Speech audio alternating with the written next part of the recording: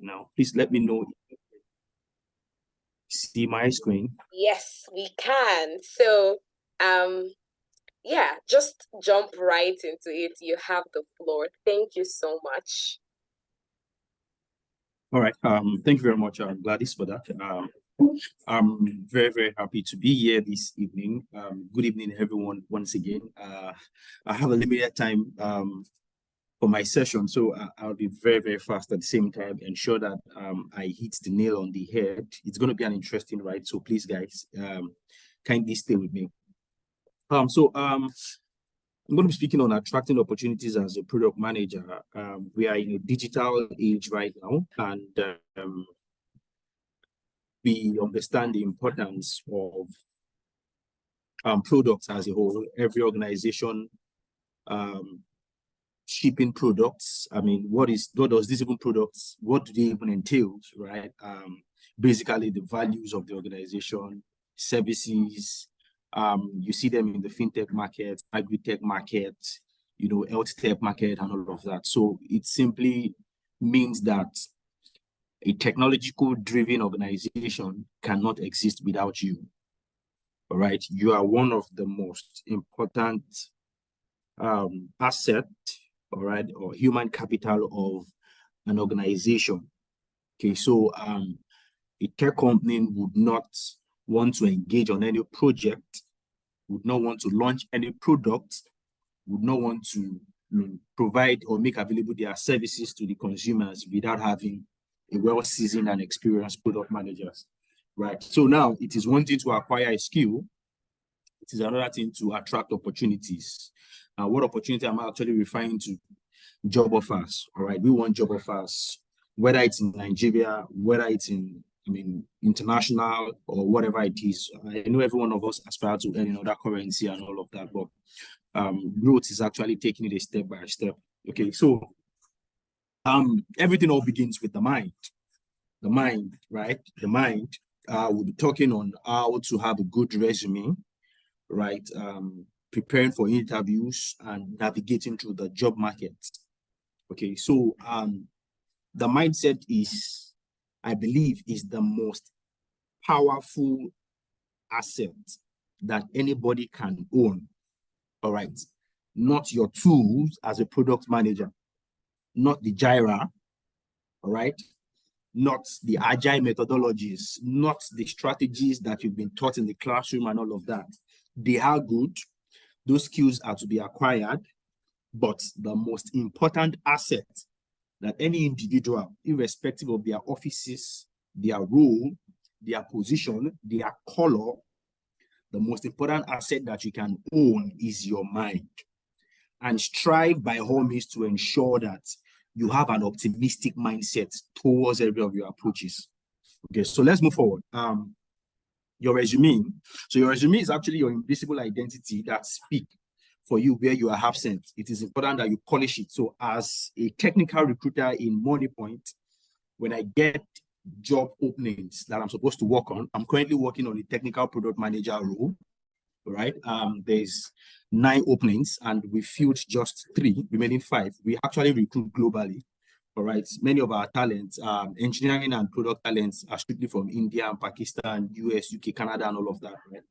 So when I'm recruiting for a technical product manager role, I don't have the candidates in Nigeria to speak to. I go on LinkedIn, I start sourcing, all right? I start sourcing, I engage through my Boolean search tools and LinkedIn, an automated software with the algorithm that has been inputted into that product, brings out a list of people for me to look at. And then I review the list of the candidates, see, okay, this candidate actually have what it takes to deliver on this job. This candidate meets the years of experience required for this role and all of that. We're still going to get to the point where you need to optimize your LinkedIn page so that you can be seen. All right. So now I do not have this candidate in Nigeria. I work remotely. I do not have this candidate in my house to speak to. What do I have? Their resume. I have their CV. All right. So their CV is that invisible identity that has been given to me to analyze, to assess, to review, to give a verdict on that this candidate is suitable or this candidate is not suitable. So in that case, your CV will travel wider than you will ever go in life. So it is important that you polish your CV. There is an opening in Canada, in other African countries, in Nigeria, many other places where you are submitting your applications. You cannot be there physically, but your CV will be there. So if your CV is going to be there in absential of you yourself, it is important, it is expedient that you polish it.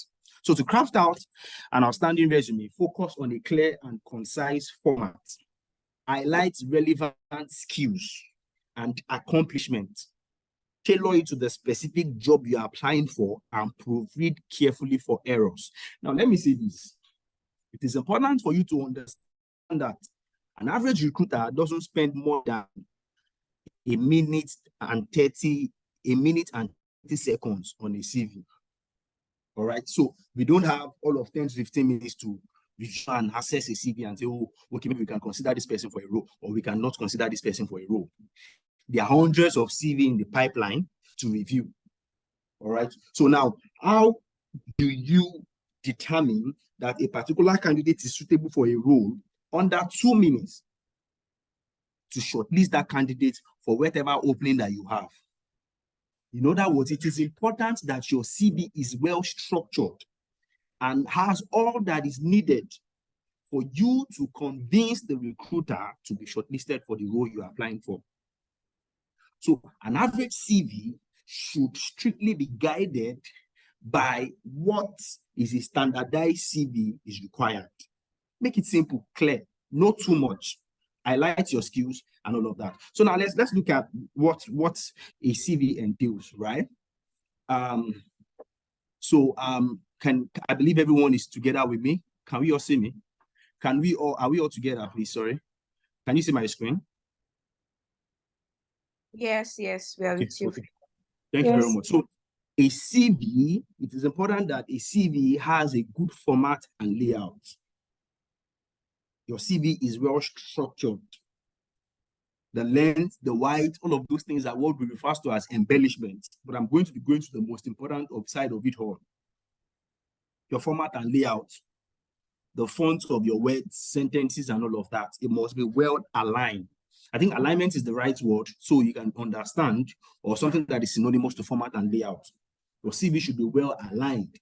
If you are done with your CV, at least you should actually give it to someone, a third party, to help you review, even if you can't reach out to a recruiter.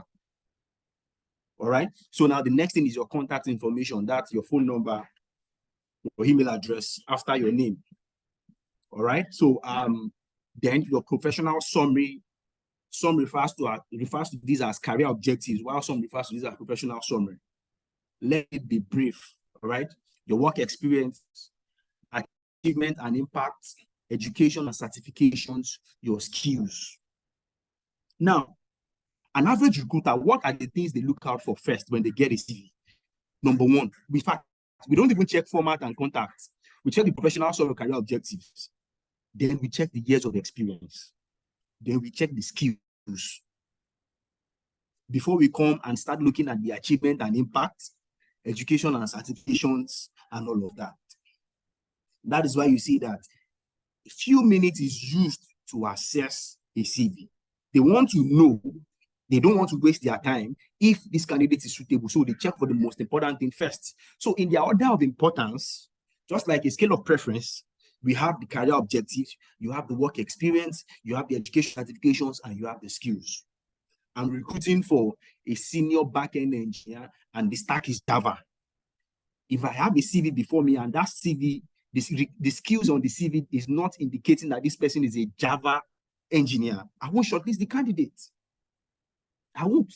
If I'm hiring for a product manager and someone with experience with Scrum and Agile methodologies or microservices, and the person doesn't have those things on the CV, I would not shortlist the person for the role.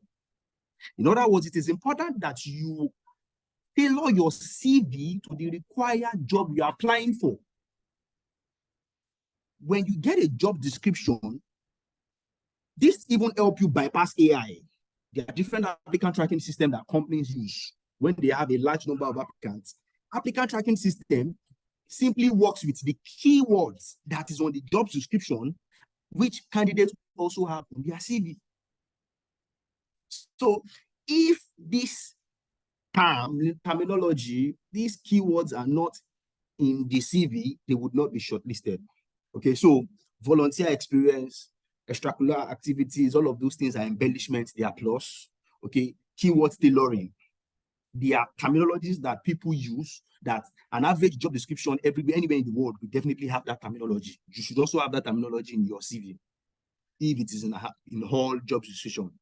All right, so designs and visuals, references available for reference upon request, all right, proofread for errors and all of that. But the most important thing, your career objectives, your work experience, achievement and impact, education and certification, and your skills. Now, some people will ask a question.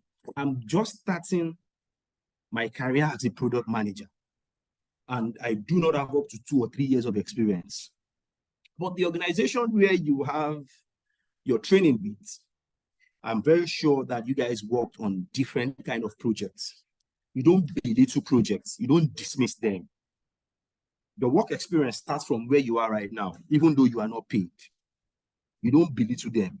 You should have it as your work experience on your CV. So let's move forward because of time, and we have other speakers that are here. So now understanding the job market and the connectors.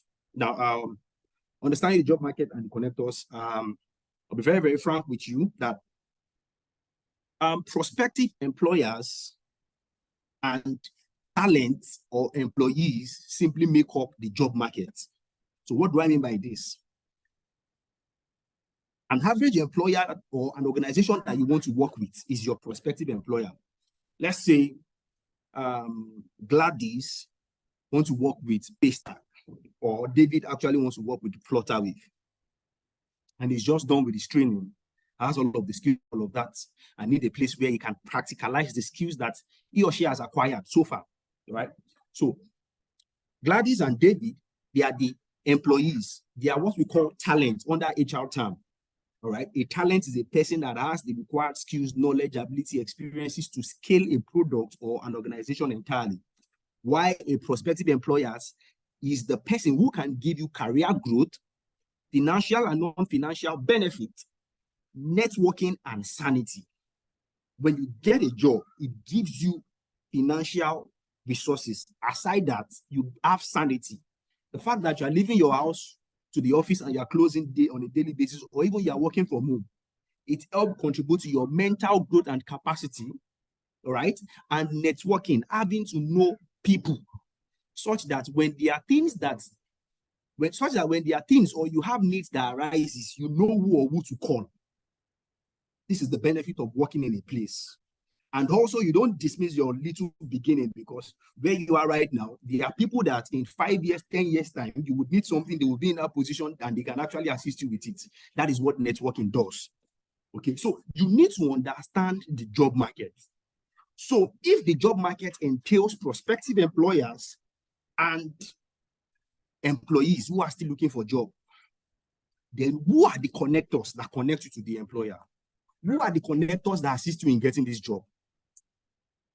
Right? So there is a prospective employer, there is an employee who needs a prospective employer. There is a middleman who connects the employee to the employer. We call people the connectors.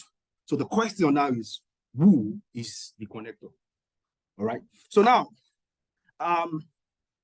really looking at the time, the job market connectors, we have 3 people who are the connectors. The closest among them to you is the recruiters and the community. The farthest from the 3 is the key decision makers. That is, they are mostly the hiring managers, people who assess your profile or ask you questions during your interviews. So now let's talk about the recruiters. They are the frontliners that are started with the aim of hunting you. I mean, headhunting simply doesn't mean they want to come and kill you, all of that. It's a term that HR needs. I mean, sometimes instead of posting job opening on LinkedIn, we go as far as just having to headhunt profiles, because we don't want people who don't necessarily meet the requirements for the role to apply. And at the end of the day, we spend more time reviewing applications and not getting any suitable profile. So we save ourselves the time and headhunt for a profile. We go to their DMs, we send them messages, engage them through the recruitment process, and that settles it. Many of the time, this is only for mid-level roles or for senior roles, right? So now, how do you connect to connectors that will help you connect to the job that you dream of having? So there are hundreds and thousands of recruiters on LinkedIn. How many of them do you reach out to on a daily basis? I know many of us don't like responding because of the work pressure that we have, or because we don't have that time to respond. Whatever excuses that anybody wants to tender, still doesn't mean you don't respond to messages, right? But still doesn't mean you don't get the going, or you keep reaching out to people, right? So now, the closest to you through LinkedIn are recruiters. Oh, hi, Tunde. I just stumbled on your profile and I like the way your profile is. I would like to let you know that I'm a budding product manager and I'm open for any entry-level roles or mid-level roles. If there's any opportunity that crosses your desk, kindly recommend me. I'd appreciate that. Simple. When there's an opening that crosses that person's desk, I mean, there are chances that the recruiter will locate that candidate through LinkedIn. They are very good. They know how to use LinkedIn anyway. Don't forget about maybe they can actually trace you or not. We locate that candidate, and that's it. There was a particular role I was working on last 2 years, and a candidate actually reached out to me. She was quite engaging, studied law in school, and then moved into cybersecurity. And she reached out to me and all of that. I said, well, I'm going to be very, very honest with you. I do not have any cybersecurity role I'm currently working, but if anything comes up, I will let you know. She wasn't disturbing me. I mean, 2 months' time, she just checked in and all of that. Lo and behold, there was a role I stumbled on for a country in Rwanda, and the pay was actually in Naira, but I mean, they converted it to dollar and all of that. And I reached out to the lady and all of that. So she's been working in another organization here in Nigeria, and I connected her to, okay, this is actually a senior role and all that. She went through the recruitment process and she got the job. Okay, so now it is important that your accessibility to the recruiters should be free of any bias. Talk to people. The highest you can ever get is a no. It's either a yes or a no. You have nothing to lose. They reject you, you move to the next person. All right? Now, the second is key decision makers. Now, key decision makers are the back-end movers and shakers of the industry. They are the most powerful and influential person that can decide what your career can be like. They are the person who is going to interview you and say, okay, yes, take this candidate to the next position, or send this candidate a job offer, or no, I don't want this person. Many times we don't know who they are. They are the back end. They are the ones who interview candidates. Recruiters are not hiring managers. I'm going to say this again. Recruiters are not hiring managers. Recruiters are connectors. They are lies with the responsibility to manage a recruitment cycle and close that role. Hiring managers are specialists. They are experts in their field that interview anybody who is coming to join their team in the organization. So many of the times you can't see these guys on LinkedIn. Of course, they have a LinkedIn profile. You can't really see them, right? So they are that powerful and influential. You have someone who is part of the board member and say, okay, what any available openings do we have in the organization? Or have someone I actually want you guys to place give something to, and reach out to the HR and say, okay, kindly put this girl somewhere for me. I need her in the team. Even if there is no opening, the HR will put her somewhere. That's how powerful and influential they are. Then the third is community. In this part of the world, we despise or we give little or no attention to community. They are the backbones. They are everywhere and anywhere, but we don't know. Join communities. The first job I got when I left IFE, OAU, after I graduated, I got that job through community. I know nobody. But before I was done with my NYC, I was done writing my CIPM HR professional exam. I was already writing international. I was part of the community like that on WhatsApp. The person dropped an opening. Interestingly, I didn't know it's a company, and I applied. Then I got the job. I went to the interview, first stage, second stage, and all of that. I got the job. Community, we provide a place where you will be recommended for opportunity you do not even meet. But based on the community where you are, based on the identity of that community, you are having an advantage over the person that doesn't have any identity. So it is important that you join communities on Twitter, on LinkedIn, on Facebook, join communities. go for conferences, attend summits, network, get contacts. That is how people have cliques of community. And that's how recommendation comes in. So even if you have nothing, you can drop it on the page in the group of the community and say, oh, hi guys, my name is Olufemi. I am into product manager. I want to let you know that I'm currently open to any opportunities. Kindly recommend me, blah, blah, blah. And that's it. That's it. So in your community, you do not know who is who. You actually do not know who is who. But the influence and the power of that community can give you what you desire. So join communities. Let's move forward. So in the early stage of your career, you will you will strive, grind, and job hunt, right? In the early stage of your career, you will grind, strive, and job hunt, right? It is important that in the mid-senior stage of your career, recruiters and jobs will hunt you, but ensure you grow by all means. So what do I really mean here? When you are starting your career as a professional, right, opportunities don't really come your way as much as when you become a senior person or a mid-senior person. Recruiters will start chasing you up and down. At least in a week, you'll be getting like 2 to 3 job openings. Kindly share your CV. We want to shortlist you for a profile. So at the early stage of your career, you should invest your time in applying for a large numbers of opportunities. All right. If you have nothing doing at the moment and you are job hunting and you are just home and you are applying for less than 10 jobs in a day, you're not starting. I always tell people that you apply at least 10 jobs. When you knock on 10 doors and everybody's giving you a rejection, at least out of 10 applications, somebody will say yes. So imagine applying for 10 jobs in a day, and in a week, you already have 70 jobs applications that you've done. In other words, you already have 7 prospective jobs. If out of 10, you are getting 1 yes, and you've applied for 10 jobs in a day, 70 jobs in a week, right? So you have at least 7 prospects, 7 yeses. There's any word like that. Out of that 7 yeses, the chances of getting a job is slim. It lies to 2. So 70 jobs in a week times 4. The more you apply for jobs, the higher the opportunities of getting the opportunity you want. So skills, what is expected of you? Skills, knowledge, drive, and people. People. It is important that you know that people, you can't dismiss people. People, skills, knowledge, and drive. But everything revolves around people. Acquire skills, acquire the knowledge, have the drive to keep the ladder in your career going. But don't forget to build relationship with people. People is important, right? So kindly let me know how many minutes I have left, please.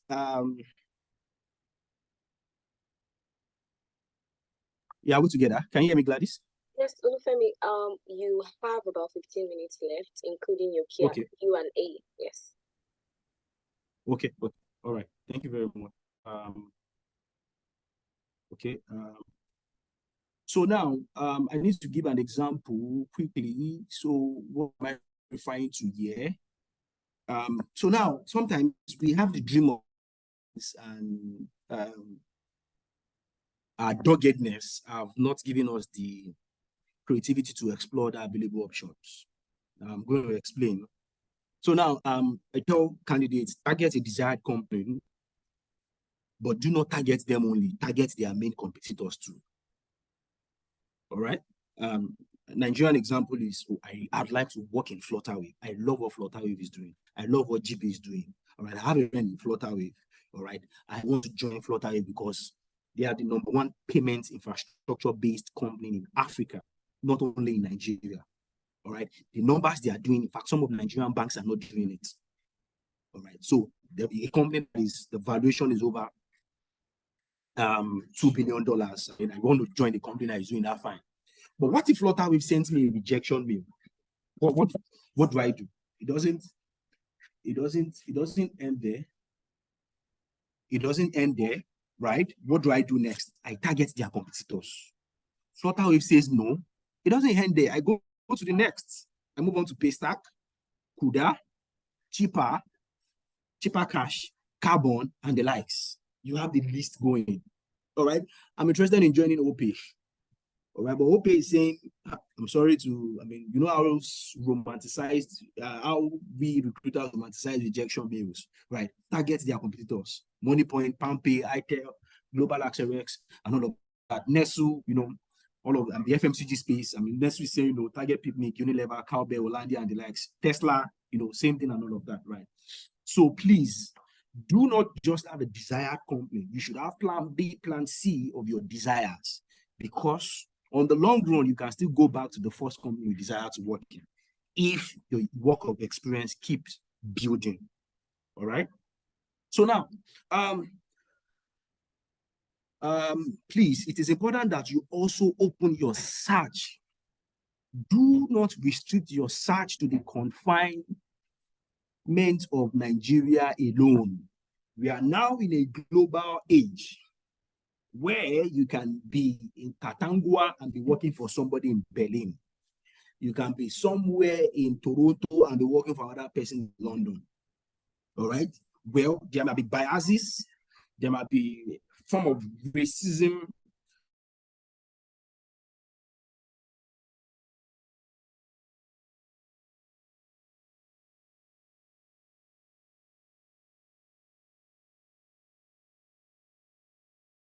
When you are engaging recruitment process internationally.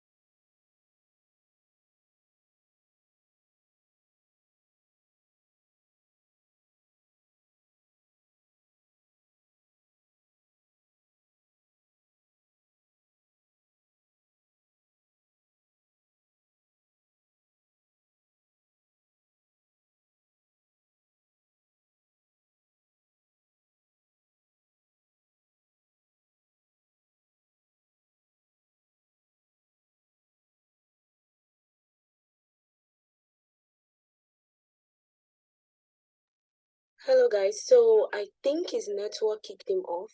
So I'm just gonna try to give him a few minutes, a few seconds to let him join in. Yeah, please just be patient, guys. I'm sure that he's gonna try and join in very soon. Thank you. But I'm sure that you are having an amazing time. Even I, that have spent 5 years in the tech ecosystem, I am learning a lot, especially that aspect of not romanticizing, you know, rejections and going after competitors. I have actually never seen it in that light, you know. So I think that's one thing that particularly stands out for me. And, you know, community, I was saying it, that my first 3 jobs in tech actually came through WhatsApp and Slack communities where recruiters reached out to me, or I was in close proximity with recruiters. So my resume did not have to go through the hundreds and the thousands of, you know, pool of resumes, because the recruiter was also in that community. So guys, please take advantage of community. Sorry, yeah. All right. That's very fine. I'm gonna make you a co-host. Okay, I think you're back being a co-host. Do you want to try sharing your screen? Okay. Thank you. Apologies for that, please. My network actually tripped off. So I need to start rounding off right now. Okay. So yeah, can you see my screen? Yeah, I believe we can see my screen. Okay, so it's important. I was sharing a story earlier on when I actually was interested in the in currencies and all of that, and I started applying. So I targeted German companies, fintechs, then in 2021, and I had a series of interviews. Yes, we can. Okay, all right. Thank you very much. So now I had a series of interviews and all of that, but I was rejected and all of that. So the thing is, recruitment is a game of numbers, both for recruiters and for candidates. It's a game of numbers. The more you have in your pipeline, the more you get your chances of getting a job. For recruiters, the more CVs you have in your pipeline, the more the chances and the quicker your chances of getting a candidate fill that role. So part of our KPIs is what we call turnaround time, right? your earliest turnaround time to close that role. So please target other companies, other organizations in other countries. It took me almost a year before I could get my job with the German company, and then I was paid in euros here in Nigeria at 2021. And then from there, I moved on to other international companies as a recruiter. Then came back working with Patricia, and then from Patricia, now with Money Point. Right. So now, please, I would have loved to, if we had more time, but we don't actually have that luxury of time here. I would have shown us practical sessions on LinkedIn, how you apply for these jobs, how you job hunt based on their locations, based on skills and all of that. Right. So please, job hunting and stress management. Take a break when you're tired. You apply for like 10 jobs in a day or 15 jobs in a day, and you're already tired. Take a break, take a nap, take a rest, play games, listen to music, watch videos. When you're well rested, you can actually continue. All right. So now, I designed this so we can actually have a clear understanding of the circle of shooting your shots in your career space. All right. So now, knowing how to job search is a skill on its own. Right? You should understand that knowing how to job search is a skill. How to look for the opportunities is a skill, right? Look for opportunities on LinkedIn, on Indeed, different places, right? And then you aim your shot and then you shoot. But always remember that you miss every shot you don't take. Apply regardless. If there are opportunities and they are saying 5 years experience and 7 years experience, and you don't have 5 up to 7 years experience, miracle will not happen. Don't waste your time. You are part of the people giving that problem. Leave that job. Go and apply for the ones that you meet the opportunities. There are entry-level roles that say 0 to 1 year experience.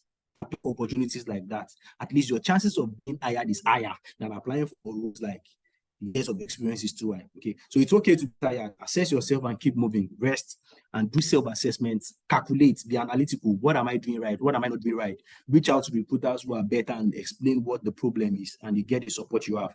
After you're well rested and you get the corrections, then you continue. Shoot again. Remain consistent. All right. So LinkedIn optimization, we won't touch this today.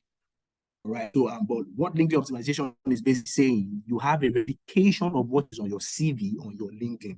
A good headshot, the headlines should have roles that you want to be hired for.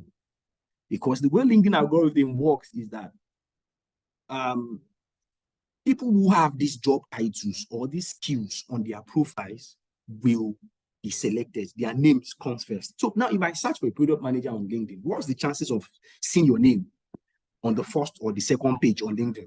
And many of the times recruiters don't go past the third page. All right. So we don't go past the third page on LinkedIn, because how many people do you want to recruit? We had one opening or 2 openings, and on each pages, we have 10 list of names. So if your name is not part of the list of first, second, or third page, then something is actually happening. You should optimize your LinkedIn page. Add the skills, add the career objectives, talk about yourself, talk about the organization, and everything that can actually make your profile come up. All right. So now your career goals, right? Conclusively, your career goals as a product manager, place them down, right? Companies you feel you want to work with, write them down, local and international. All right, and the people, the kind of people you want to work with. So the question now is how to get a better on your job. If I'm a product manager and I want to be the best, how can I get better on my job? How to work with the best companies, put it down, and how do I connect with the best people? These are open-ended questions that can be answered. And the more I write them down, the more clarity you have. So lastly, success doesn't come to people who consider their limitations before they act or move. You should act first. While you're on the journey, you keep learning. The more you move, the better the clarity. The more you move, the more clarity you get. You don't stay in one place and wanting to get clarity before you start moving. You're going to waste your time. Success doesn't come to people who consider their limitations before they move. Well, I want to do this, I want to do that. Then you start thinking that you don't have money. Do you really think that not having money can stop you from achieving what is necessary to achieve? No. Not having money can stop you from applying for all of those roles you want to apply for. As far as you can see it, think it and work it, you will have it. Just as I started, your mind. That is the most potent tool you have as a person. If you are optimistic, you attract optimism. You attract whatever you think. If you are myopic or you are pessimistic, and you feel maybe there's actually no job, the country is bad, good priority, and all of that, we believe those things. They are facts. but they are not real. Whatever is real to your mind is what your life replicates. All right. Thank you very much, everyone. Thank you so much. It's nice doing this with you. Gladys? Are you there, Gladys? Yes, I am there. Thank you so much, guys. Please give Mr. Femi a product 10 gratitude in the chat section. Thank you so much. This was really amazing. This was insightful. And I'm sure that when next we want to hear you, we would be able to reach out. All right. Thank you so much, Mr. Femi. So let's just quickly jump into the Q&A. Does anyone have any questions? Please just raise your hands. I think we'll just take maybe 3 questions so that we can quickly move to the next webinar. And yeah, so Rose, your hand is up. Any other person? 2 more people. You might maybe have questions about applying, about your resumes and all. Okay. Rose is asking Mr. Femi, how do I know who's a recruiter on LinkedIn? How do I identify a recruiter on LinkedIn? Yeah. All right. Thank you for that. A recruiter will definitely review that he or she's a recruiter by placing it on their profile. All right. So we recruiters, to hire candidates or to make candidates feel at ease while talking to us, we need to put it on our profile that we're a recruiter. If you don't put a recruiter on your profile, why should the candidate should just be engaging or having a chat with you? So most of the time, a recruiter will indicate that he or she is a recruiter. So what you need to know that they are a recruiter or not is click on their profile. Don't be afraid to click on their profile. Click on it. Check what is there. If you check my profile on LinkedIn, you're going to see talent acquisition, human resource, technical recruiter, technical sourcer, and all of that. Simply means that I source for profiles. I'm a sourcer. All right. I'm a talent acquisition specialist. I recruit people. I'm a recruiter and all of that. So their headlines on their profile will indicate that they are a recruiter. All right, great. I think I use LinkedIn a lot, so I definitely see it on a lot of recruiters. I think there's even a way LinkedIn itself kind of helps you, like, shines that visibility on recruiters. So guys, like you said, don't be skeptical to click on their profiles. So so Prechi, before I ask you to ask a question, let me just take Olamide Florence question. She says, is there a recommended format for CVs that is preferred by recruiters? Is there a recommended format? So there is no recommended format because there is no recommended rules. There are hundreds kinds of rules, right? There are 100 kinds. Let me quickly show you something. Okay. Sorry, let me just show you something. All right. This was a candidate I hired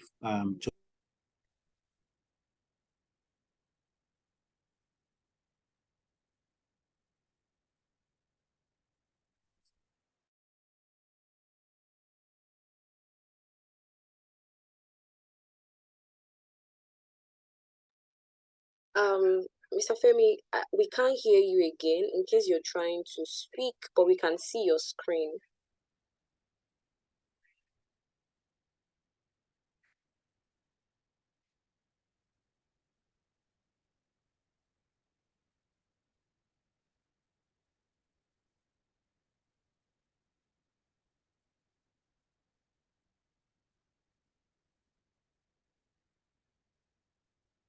I think the network has kicked him off again, guys. And so, Puchi, do you want to maybe try to type out your question, or do you want to wait until he's back? Okay, I think he is back now. Olufemi, can you hear me?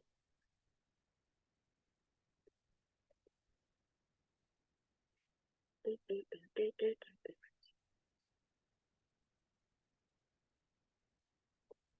you hear me? Hey. Sorry, can you hear me? I didn't know I was muted actually. Sorry, can you hear me? Yes, we can hear you. Okay. So looking at my screen, if you have a look at my screen, I'm sharing a CV right now. This is the candidate CV, all right? Having his location, contact, and email address. Now, some candidates don't have their email, they don't have their phone contact because they don't want their recruiters to be biased based on their location. When I was applying for roles in the UK some time ago, I removed my contact from my CV and from my because I just want to be assessed critically. And if the organization feel that, okay, we can hire you from wherever you are, fine. But I know that at least I proved my best and subsequently. All right, so look at the candidate's CV, career objectives. You can have a look at it. Then his core competencies and skills. Then the work of experience. All right, his work in different organizations. That's simple. It is well aligned. Can you see the alignment? Yeah. All right, so these are things to look out for, then the skills. So there is no a particular kind of CV that you can tailor your roles to, your CV to, because there is no particular role that any recruiter is working on. We have 100 kinds of roles. We have 100 kinds of vacancies. They are dynamic. They are not static. So if you have a CV that is static, you are not actually good for it. So I would advise that it is okay for you to have more than one kind of CV, but ensure that you are flexible enough to suit or to tailor your CV to the job opening that you have. All right. That's really great. That's really great. Thank you so much. So Puchi, do you still want to ask your question? Are you on the call?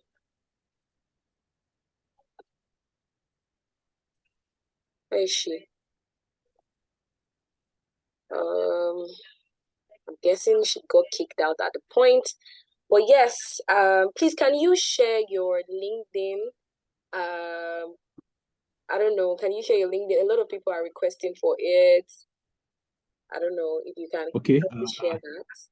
Yeah. Yeah. So I guess I'll just drop my name. Okay, all right. His full name is already in the chat box, guys. So I'm sure that there should be only one Olufemi Akojede on LinkedIn. Yeah. So thank you so much, Olufemi, for your time, for sharing your years of experience. It felt like insider information, yeah. It felt like being on the other side of the table and seeing what recruiters actually look out for. So thank you so much for your time and for sharing your expertise with us. Yes, enjoy the rest of your evening, sir. Thank you so much. The pleasure is mine. Thank you very much, Gladys. Yeah. We'll have a chat later. Thank you so much. And I wish you guys the very best. I wish you success, everyone. Have a wonderful time. Thank you. Bye. Yeah. Bye. Thank you so much. All right, guys.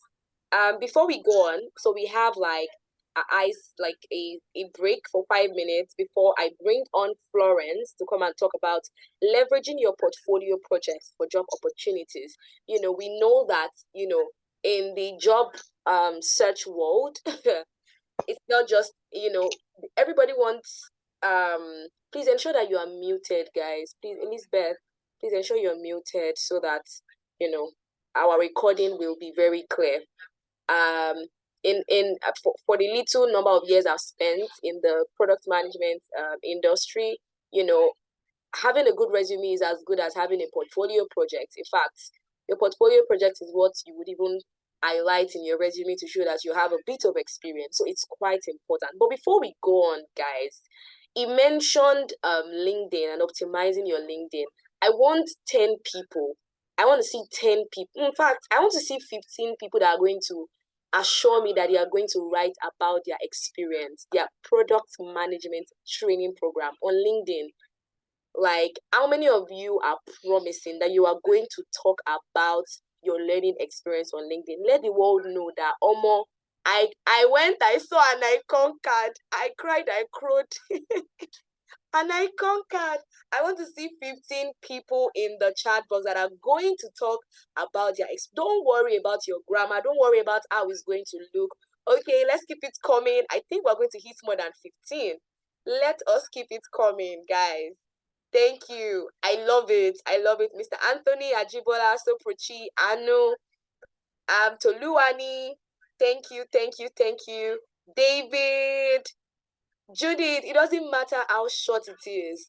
Let people see what you are going to do. And now that we're even going to talk about portfolio projects, you will even get to tag, you see those companies that you worked on them, that you did user research interviews in your case study. You even get to talk about them.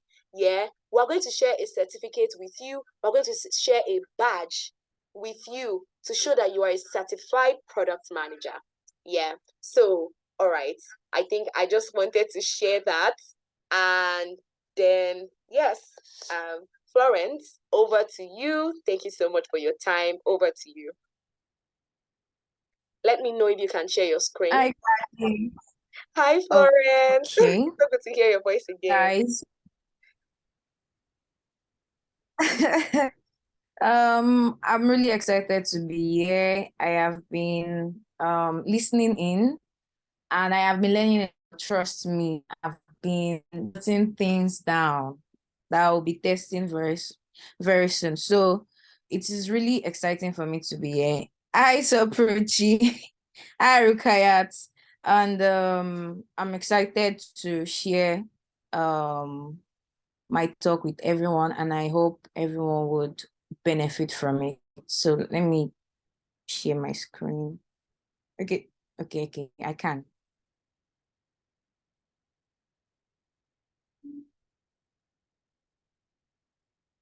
Okay, give me a sec.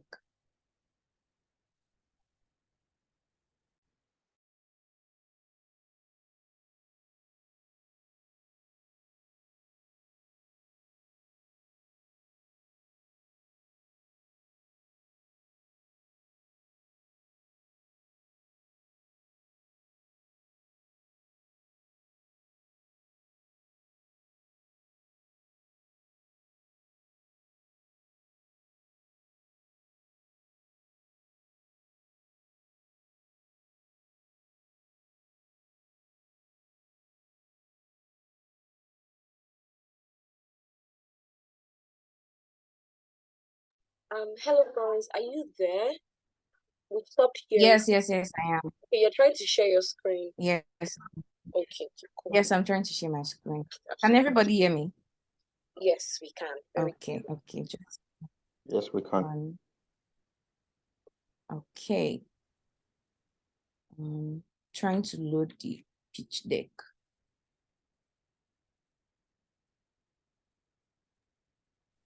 Are you trying to share with your laptop?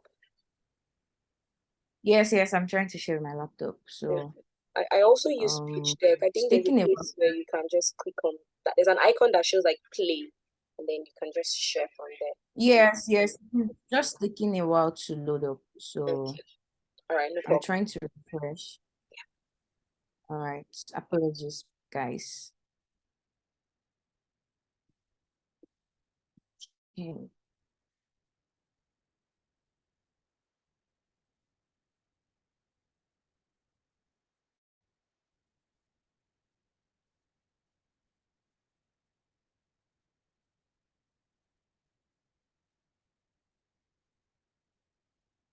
Okay.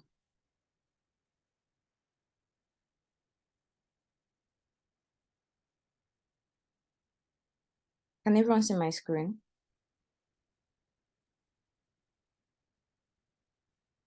Yes, Okay. it is coming up. We can see Yes, that we can. loading icon. Oh my Yeah, God, there's so many tabs open. I don't think I can go to bed knowing that I have this many tabs apologies, open. guys. I'm not the type of person that closes all my tabs. I only have a few pinned tabs, and that's all I can stand to see. I closed all my tabs. Not me. I'll leave it to pick It's fine. up from where I stopped. Okay, let me. Oh, okay, finally. Okay. So everyone can see my screen, right? Yes, we can. Leveraging portfolio projects to land your first PM role. Yes, leveraging portfolio project to land your first product management role. So let's dive into it. So this is some of the things we'll be talking about today. Everything revolves around how you can leverage your portfolio as a product manager, because I'll start with one thing. The OGs I know, they will tell you that experience is the first certification you need in product management. And experience comes in different forms, right? In the sense that you don't necessarily need to have a job before gaining experience, which was what Olufemi mentioned, right? Projects from boot camps, product ends, this one you just concluded, just hands-on courses where you've worked on some project, capstone project, things like that. They're very, very valid experience for new product managers, especially for us entry-level PMs where we don't really have a lot of opportunities, right? These are valid ways you can gain some form of experience, and trust me, they totally make the cut for your portfolio and even if, like Olufemi mentioned. So we'll be looking at strategies for organizing your projects to showcase them in an effective manner. Whoever is going to read it, let them see your expertise, through your portfolio. Tips for showcasing your skills and achievements, and finally publishing it and maximizing social currency, for visibility for your portfolio and for you personally as your personal brand as a product manager. So a little about me. Again, my name is Florence. So just a quick backstory. I started in tech as a web designer, and along came technical writer, and then finally product manager. So everything I've done over the years in one way or the other has been leading me up to this very moment to become a product manager, right? Because I've been able to draw transferable skills from my other past roles while working in tech. And this covers over 3+ years of experience across working in a software agency, in e-commerce, edtech, and currently fintech. And a confession, I enjoy sleeping, so sleeping may as well be my other job. All right.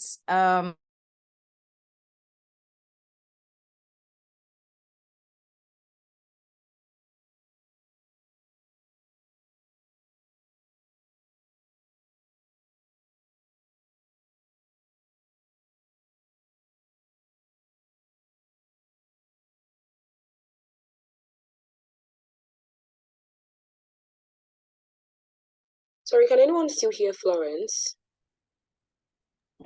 No, I can't. No. Okay, let's just give her a minute.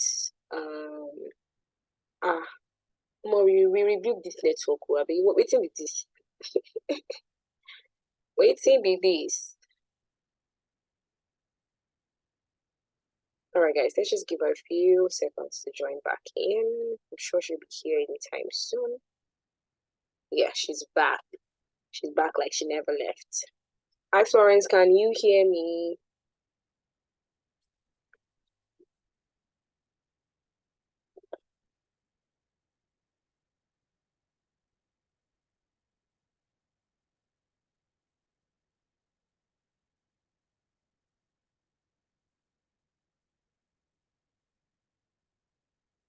Florence, if you're trying to speak, we can't hear you. I think you need to Oh, sorry. Okay. Sorry, I'm so sorry. I was actually talking. I apologize for the breaking intermission, guys. Okay. So I was trying to get where we stopped, or where I stopped rather. Okay. So I was talking about what the portfolio is and asking if we really think as entry-level PMs we need one, right? Because I get asked this question a lot, like, do I really need a portfolio as a product manager?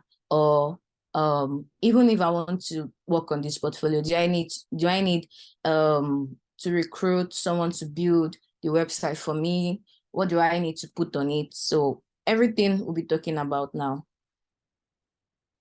Okay. So one thing I'm going to say before I dive into what a portfolio is that for engineers, that they have GitHub where they can upload create repositories for their code, upload their codes there. And we have designers, they have Behance, they have Dribble. They can upload their designs there, for visibility, all these things are for these guys. But when you think of product managers, you think to yourself that how can we showcase our expertise, right? How can we just make it known that, oh, I worked on this, or I was a part of a team that built this particular product, which is where our portfolio comes in, right? So a portfolio basically highlights your professional skills, your project achievements, over time as a professional, and provides you with a way to showcase them to potential employers, right? It is one way where you can sell yourself. Like Olufemi mentioned, for your CV, you have your professional summary or career objective, where if recruiters just read it, they are able to like grasp an idea of who you are as a person and your professional skills. And for your portfolio, it's another way for you to make a case that you are indeed someone probably your potential employer is looking for or needs on their team. So a portfolio is a way for us to sell ourselves. And again, ask the question, do we really think that we need one as entry-level PMs? I would say yes, we do. Right? Because me in product management, I believe that the best way to learn product management is to learn by doing, which means as much as possible, try and apply your learnings. And another thing is just see yourself as a product. If you're applying for a job, see it as a product. Think of every steps as a sprint. I'm going to break that down very soon. So, when you learn by doing, probably while you are probably during the course of the product management training at product things, I heard something about you guys working on existing products, all these things are learning by doing, and they are very, very valid in helping us, grasp the essence of product management as a whole, because you can easily get lost in the theory aspects. So which is why I'm a big advocate of learning by doing, right? Find hands-on courses, go to boot camps where you have assignment to work on, where you have many projects to work on, all these are just in a way setting us up for that's our first PM job. So what are some key elements that we need in our portfolio? Just like your CV, you have your contact information, you have your summary, you have your experience, your work experience listed, you have education listed, you have achievement for volunteer experience listed. So for your portfolio, we want it to be as catchy as possible. We want it to be, something that catches people's attention, not just in terms of the aesthetics, right? Not just in terms of the design. So we want to be able to communicate ourselves effectively through our portfolio, and in this sense, our professional self, right, as product managers. So what are some of the things we need on our portfolio? An about me section, which is basically you just saying, oh, I am Florence, I'm a data-driven product manager, this and that, I am passionate, I am this, which is basically your professional summary that like you have in your CV. It doesn't necessarily need to be the same thing. It doesn't even need to be the same thing, because I think that for portfolio, it should be about your fun self, right? It should be just be something, that's doesn't seem too serious, but then makes a lot of impact, like makes actual impact. That is how I see portfolios. And when you're talking about yourself, you want to use storytelling formats, you want to be able to create that ambience of, I know what I'm doing, this is who I am, right? And this is what I'm portraying on my portfolio website. And then there is another section for featured projects. And for me, I would say always put your best foot forward. Your top projects during the course of your bootcamp program, during the course of your internship program, if you've done side hustle, I know there's a capstone project. If you've done women textile, I know there are capstone projects. And like I've heard product things. I keep hearing projects, assignment, things like that. So these are again valid things that you can represent on your portfolio, right? So you have to you have to add them your just probably your top 4 or 5 projects, at most 5 projects. So you add like a featured image of the project, probably a mock-up that you created, you know, just to create that design vibe, you know. And I'll say that portfolio is another way to let people see your creative side, you know, because you have control over it. And I think we should all treat our portfolio as our own MVP, right? Because it is something we are building as a solution to a problem, which is creating visibility for ourselves. So that's very, very important. And you can add testimonials, you know, to create that vibe of a trustworthy person, a reliable person, a loyal person, probably maybe your colleagues during your time at the boot camp. You know, you can ask them, can you write me like a recommendation, or probably from people you've worked with in the past, though.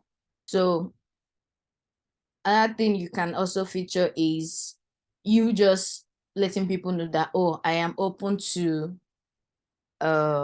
work for this role, product manager, junior product manager, associate product manager, right? You know, just letting them know that, okay, this is me making a case for myself. I've been able to, like, you know, show my expertise through my project, and this is me saying, oh, I'm open to work, you know, I'm ready. You know, that even some portfolios that you visit, that you see some people saying available at so time, available from so time, just letting you know that, okay, from this point I would be available to work, and you can just reach out to me.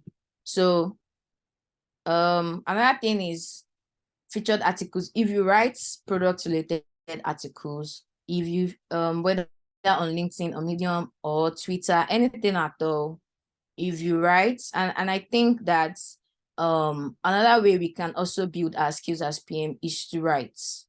It is not necessarily a requirement. How do I put it? Documentation skill is very, very key when it comes to product management. But then writing, you know, just sharing tips with people, that is solely dependent on us if you want to. But I feel like the more we do some of these things in our everyday life, you know, the more we are able to like be better in it. So if you are someone like me that likes sharing product management, that like writing about anything PM related, then please do well to link them on your portfolio. It is another valid way for your potential employer to know that, oh, this person, they are good at when it comes to non-verbal communication, when it comes to writing. So that's another way for us to show a PM skill, such as documentation or even just communication as a whole.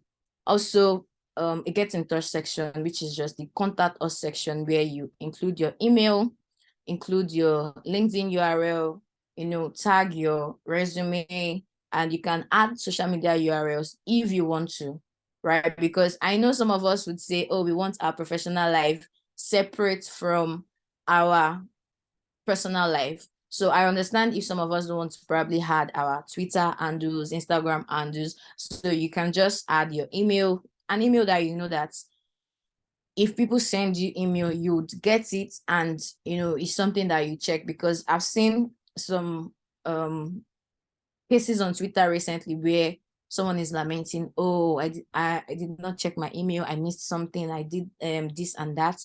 So just make sure it is an active email, where if somebody sends you an email, you're getting the notification on your phone ASAP. Your LinkedIn URL as well, you know, because that is our business card now.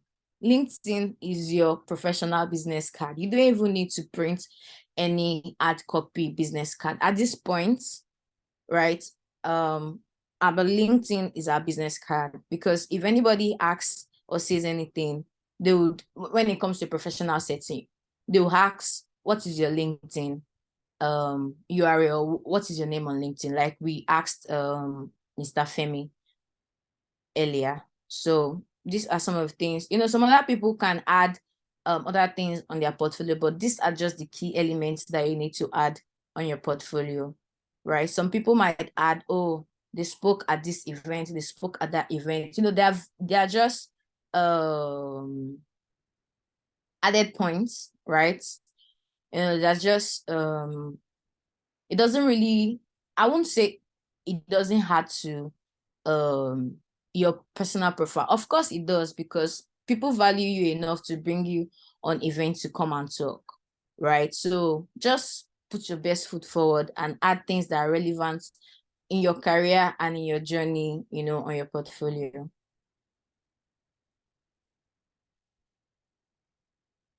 Okay.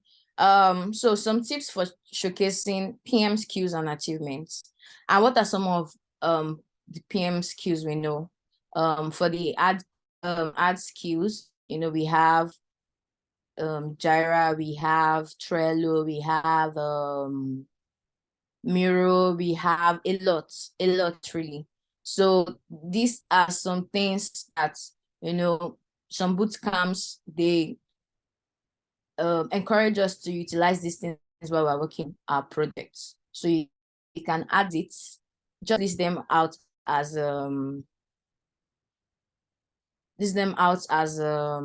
add skills that you possess. Same way you have it on your CV, you have your skills and competencies that you list on your CV. You can as well do that on your portfolio. So your skills and achievements is basically your UVP, your unique value proposition, right? Because as product managers, we are trying to solve a problem one day at a time. We're trying to better people's lives. We're trying to make businesses, work better. And one thing we always preach when we are making a case for our product within our organization, or even trying to appeal to our users, is our unique value proposition. What makes us stand out, from our competitors? Because I'm going to be very sincere. The job market at this point is very, very tough. Not to make anybody scared, to be honest, because we would all get to where we are going, right? We'll definitely get to where we are going. But one thing you want to do for yourself is you want to stand out. You want to put your best foot forward. You want to create that professional business card on LinkedIn, on your social media for yourself, to the point where you don't even need to apply to jobs. You are being head-hunted, right? Which is the goal for people in tech. They want to be head-hunted, they want to be pushed, they want to be recruited without having to even say, I'm interested in this job. So our unique value proposition, again, includes our top projects, probably a project that you're very, very proud of, that you can boldly discuss in interviews. Oh, how were you able to do this? Oh, we saw this on your interview. How were you able to do this? How were you able to do that? Just put it on your portfolio. Your skills, soft skills is very, very key when it comes to product management, because you'll be working with people from different areas of life. So you need to also show that, you possess these soft skills as well, like prioritization, strategy, persuasion, because as a PM, you're not really delegating any tasks to anybody. You are just persuading people to work on this idea, backed by the data that you have gotten from your research and from the analysis you've done. So there is a negotiation aspect as well. You have traders with your engineering manager. So you just need to show that, these things you really have them and you possess them. Again, you can highlight awards, probably graduated summa cum laude from the boot camp, something like that, or probably spoken at an event, and just things that really set you apart when it comes to being a product manager, right? You can add that. I know I've seen a lot of I spoke at this event. Some people will even tag the recording on their websites. So and I always find that fascinating, because it is really, really commendable, right? And it's just one way to let people know that, oh, aside from you being a product manager, you are a good orator as well.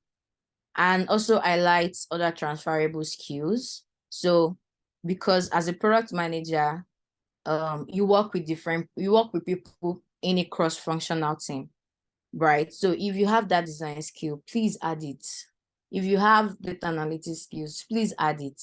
right? Because there is what we call data product manager. So you don't know whether your potential employer is looking for a data product manager, and you just see that, oh, this person possess this skill, and they just reach out to you. So whatever you feel like make you stand out as a product manager, because everybody, we are all doing product manager, right? We all learned software development lifecycle. We all learned user research. We all learned market research, right? But at the end of it, there are different things that makes us stand out, which is our unique value proposition. And these are just few ways we can highlight them on our portfolio.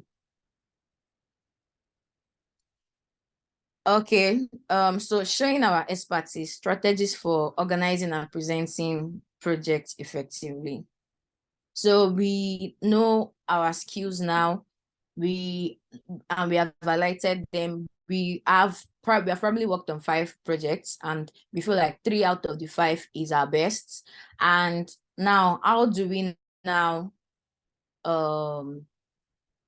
showcase these projects in our portfolio? Remember, like I mentioned, for designers, they have Behance. And when you go on Behance, you see product case studies that they design in Figma that would talk about their role, the user research, the market research, the analysis, the user testing, usability tests, things like that's what they did, and the end goal of it. So for product managers, we also do case study, which is called product case study. So one effective way for us to showcase what we've done on projects, remember, like I said, for PMs, we don't really have something visible to show.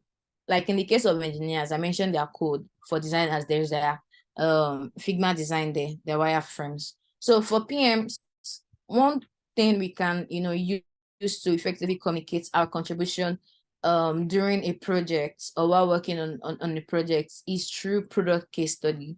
And what a case study does is it helps us communicate how we went about solving a problem, what were the steps we took. And an effective case study must be smart in the sense that it must be specific, it must be measurable, it must be attainable, right? Whatever you are putting there must be something that is attainable. It must be realistic, and it must be time bound, because if you are starting something, there is definitely an end date for something. And I feel like even working as PMs, we should be smart in our approach. Like, we should be smart in our approach. And we can also adopt a star approach when use writing this product case study. So star means situation. What was the situation or the problem we're trying to solve? What were the tasks assigned to me? What action did I took to achieve those tasks? And what were the results that resulted from my actions? I don't know if you understand what I'm saying. Are we still together? Are we still together? Yes, ma'am, we are. Okay. And another instrumental thing when it comes to case study is to use storytelling formats, right?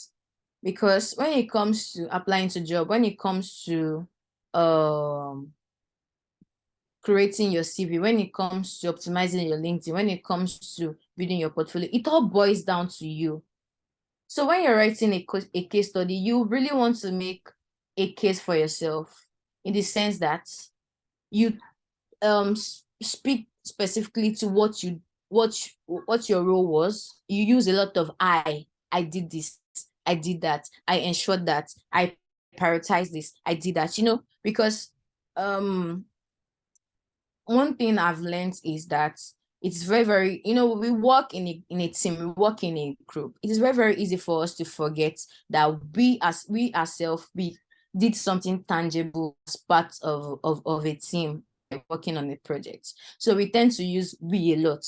We did this, we did that. But please, if you're writing a case study, just be specific to what your role was on that task. I did this, I did that, I conducted market research, this was my findings, this was my conclusion. Just keep it to that. So sort of the outline of a product case study would typically involve your name, your role, product manager, duration, maybe it was 8 weeks project. And another tip I've learned over time is, if you're working on a project for months, let's say 2 months, just translate it to 8 weeks so that it will look longer, right? If you're working on a 3-month project, just put 12 weeks so that it looks kind of longer. You're just making it seem like, oh, it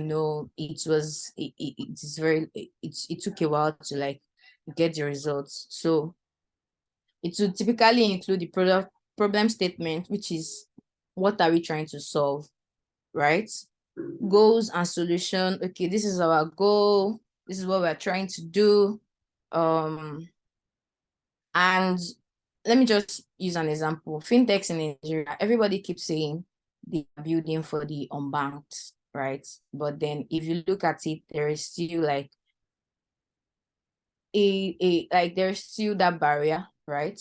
So you can just mention, oh, probably, let's say it's a fintech product. We want to reach the blue-collared people, we want to reach people in the rural areas, things like that.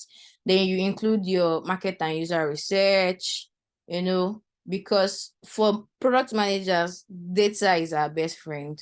You cannot really do something without you having data to back it up, right? But then the right data, guys, the right data.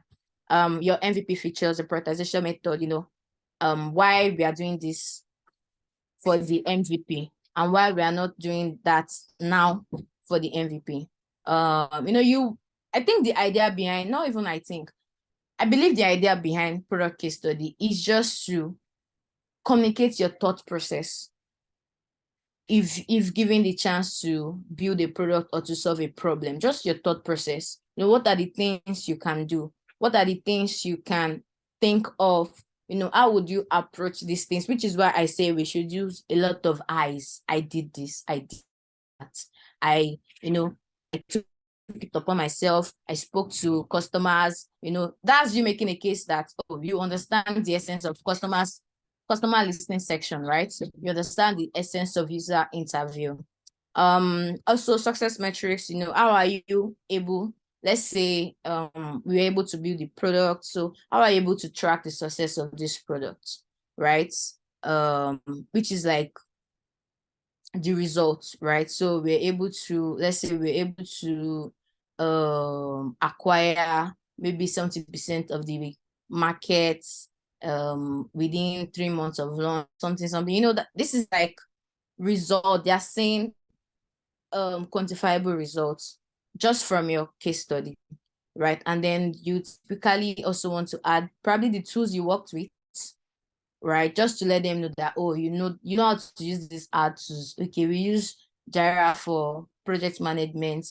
We use Miro to do our product roadmap, Google Docs for documentation, Notion for this and that. You had them, the tools you used, and as well as your key learnings, because working on a product is an opportunity to learn something. You will always learn something new as a product manager. In fact, anybody, you learn something new every day, right? So add your key learnings. Maybe I thought of this prioritization method initially, but after reading about our use cases, I found out that, oh, this is the best way to go, this and that. So it's just you letting everybody know that, oh, as much as you know your onions, you are not afraid of, learning something new, or just you indicating that you're open to learning. Okay, so last thing, publishing and promoting our portfolio to maximize visibility. So quick one is, I'd mentioned that, oh, do we really need to ask a developer to build our portfolios for us? For me, I'm a dev, right? But I did not code my portfolio. I made use of no-code tools. And if anybody knows me, I'm an evangelist of no-code tools, because they are here to make our life better. And no, they are not here to take our developers' job. No. They can never replace our devs. Yes, I would say that as well. But no-code tools basically are softwares. You don't need to code to be able to build a website or a web app or even a mobile app in some cases. So example of them that you can use to build your PM portfolios include Notion, there is Fidia, there is Framer, we have Webflow, we have Bubble, even WordPress, Wix, you know, a lot of these no-code tools gives us the ability to do that. So this is just a screenshot of my own portfolio. It was built using Notion and Super. I have a tutorial on how to do that, a recorded tutorial on how to do that. I would share that in the chat, right, after my section. So let me just cover the rest before. Okay, so this is just tools that you can use to build your portfolio, right? And this is how you can maximize social currency, you know, to further build your professional business card on social media. So professional brand positioning, how do you intend to position yourself as an entry-level PM, you know, to maximize opportunities, to maximize, to be even headhunted? You know, I would say for me in my journey, my current job, I did not apply, I was headhunted, right? But then I still had to go through some of the usual process, but then I was headhunted. And I know very well how much, or I know very well how my LinkedIn is working for me in terms of just making me visible to recruiters, right? You know, being reached out to by recruiters. Are you interested in this? Are you doing, I am this and that. And this is just from me being able to position myself as this certain person on social media, right? I only recently started using LinkedIn very well, sometime last year. So I've been able to, you know, utilize social media, my Twitter, I share, you know, tips, you know, I just have conversation with people about product management generally, right? Not like I don't have a life outside of PM. Of course I do. My Twitter is to catch crews, but when it comes to just, you know, just let's talk about this, let's talk about that, then you find me there as well.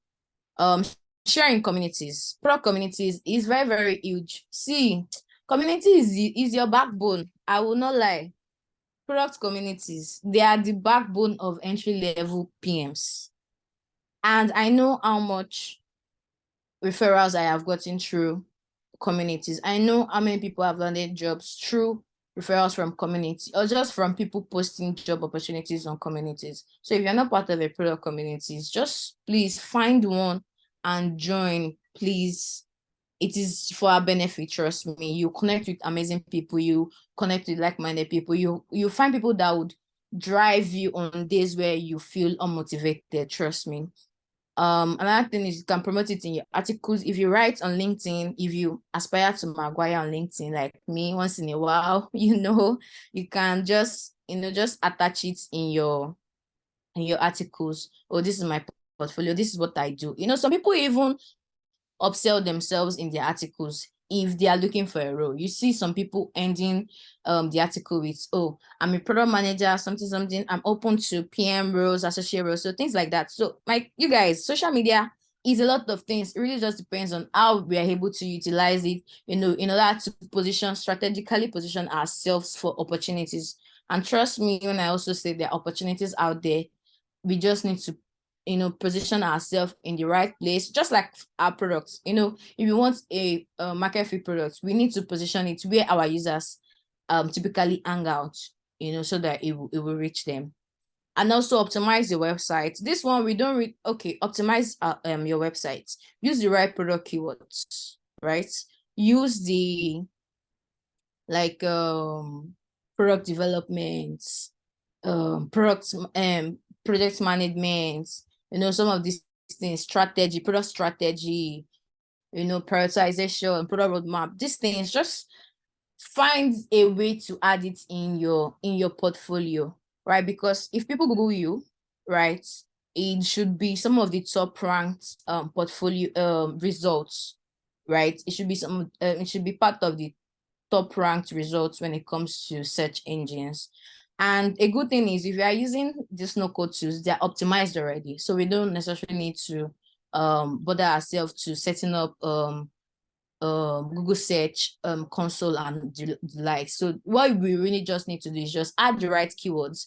Like Olufemi also mentioned for our series, we need to add the right keywords on our CV as well for the specific job we are applying to. But then for your PM portfolio, just make it general keywords, right? So that at the end of the day, even if somebody does not even see your name and your title, maybe they just stumbled on a snippet from your portfolio, they can tell that, oh, this person is a product manager.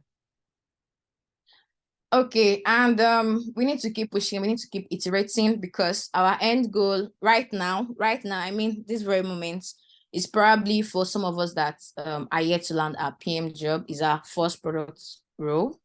And at this moment, you know, we need to just keep pushing, we need to just iterating, and we need to just put our best self out there, right? You need to, and I would also say that, you know, it is one thing to share content, like tech related content, and then it's another thing to be the person that how do I put it? It is another thing to know within yourself that, oh, you actually know your onion. So we should not just posture, right, and try and be what we are not. But I'll just say that we are our own unique self. At the end of the day, we have things that makes us stand out from others, and it is that thing that we should capitalize on, coupled with our PM skills. And trust me, we'll definitely land a product role. And a key thing as well is, please don't compare yourself to other people, right? Just keep doing your thing, keep putting yourself out there. And so some resources I have to share with us. An article on how to use no-code tool to build your PM portfolio, a Notion PM portfolio template that can be duplicated, we can use to create our own, a Fidia PM portfolio template, a case study, an example of a case study, how to make our portfolio, and ultimate portfolio manager guides plus examples. So once again, I'm Florence, and I think Gladys, do I have time to show them my portfolio? Yes, I think we can do that quickly in like 5 minutes. Yes, guys, don't worry. I will try and get the slides from her. I'm sure she'll be more than willing to share with us so that you can get like all these documents. I'm so glad she linked the resources so that you guys can, you know, have access to them. But yes, please go ahead and let us see a sneak peek into your portfolio. Can you guys see? Yes, we can. Made with Super. Yeah, made with Super, exactly. So Super is another tool which is used with Notion to just maximize the offering of Notion when it comes to building websites with Notion. Okay, so this is just my portfolio. It is nothing serious, trust me. Let me just scroll through. So this is my About Us section. That is better, and you look so beautiful. Thank you. Okay, this is my projects selected box. I think I have like 6. So these are projects from bootcamps, trust me. Project from courses. There is a project from Side Hustle. There is one from Women Textile. Okay, one from when I was volunteering and working as an associate PM. I have a product here down here. So guys, do product reviews, share it with everybody, add them to your portfolios. They are valid experience, trust me. Like I said, if you have other transferable skills, design collage. As a web designer, I only recently just added my web dev project to my portfolio as a whole. I used to have a separate web dev portfolio, but I just decided that, you know what, let me just add it on one portfolio. And I can tell you that I have been getting you know how LinkedIn works in a way that if you are doing something, or just social media in general, there are some things that you start seeing on your feed. So I've been seeing some related tech PM roles on my film, technical product manager roles. So they're my skills, my articles, and that's it. Okay, let me open.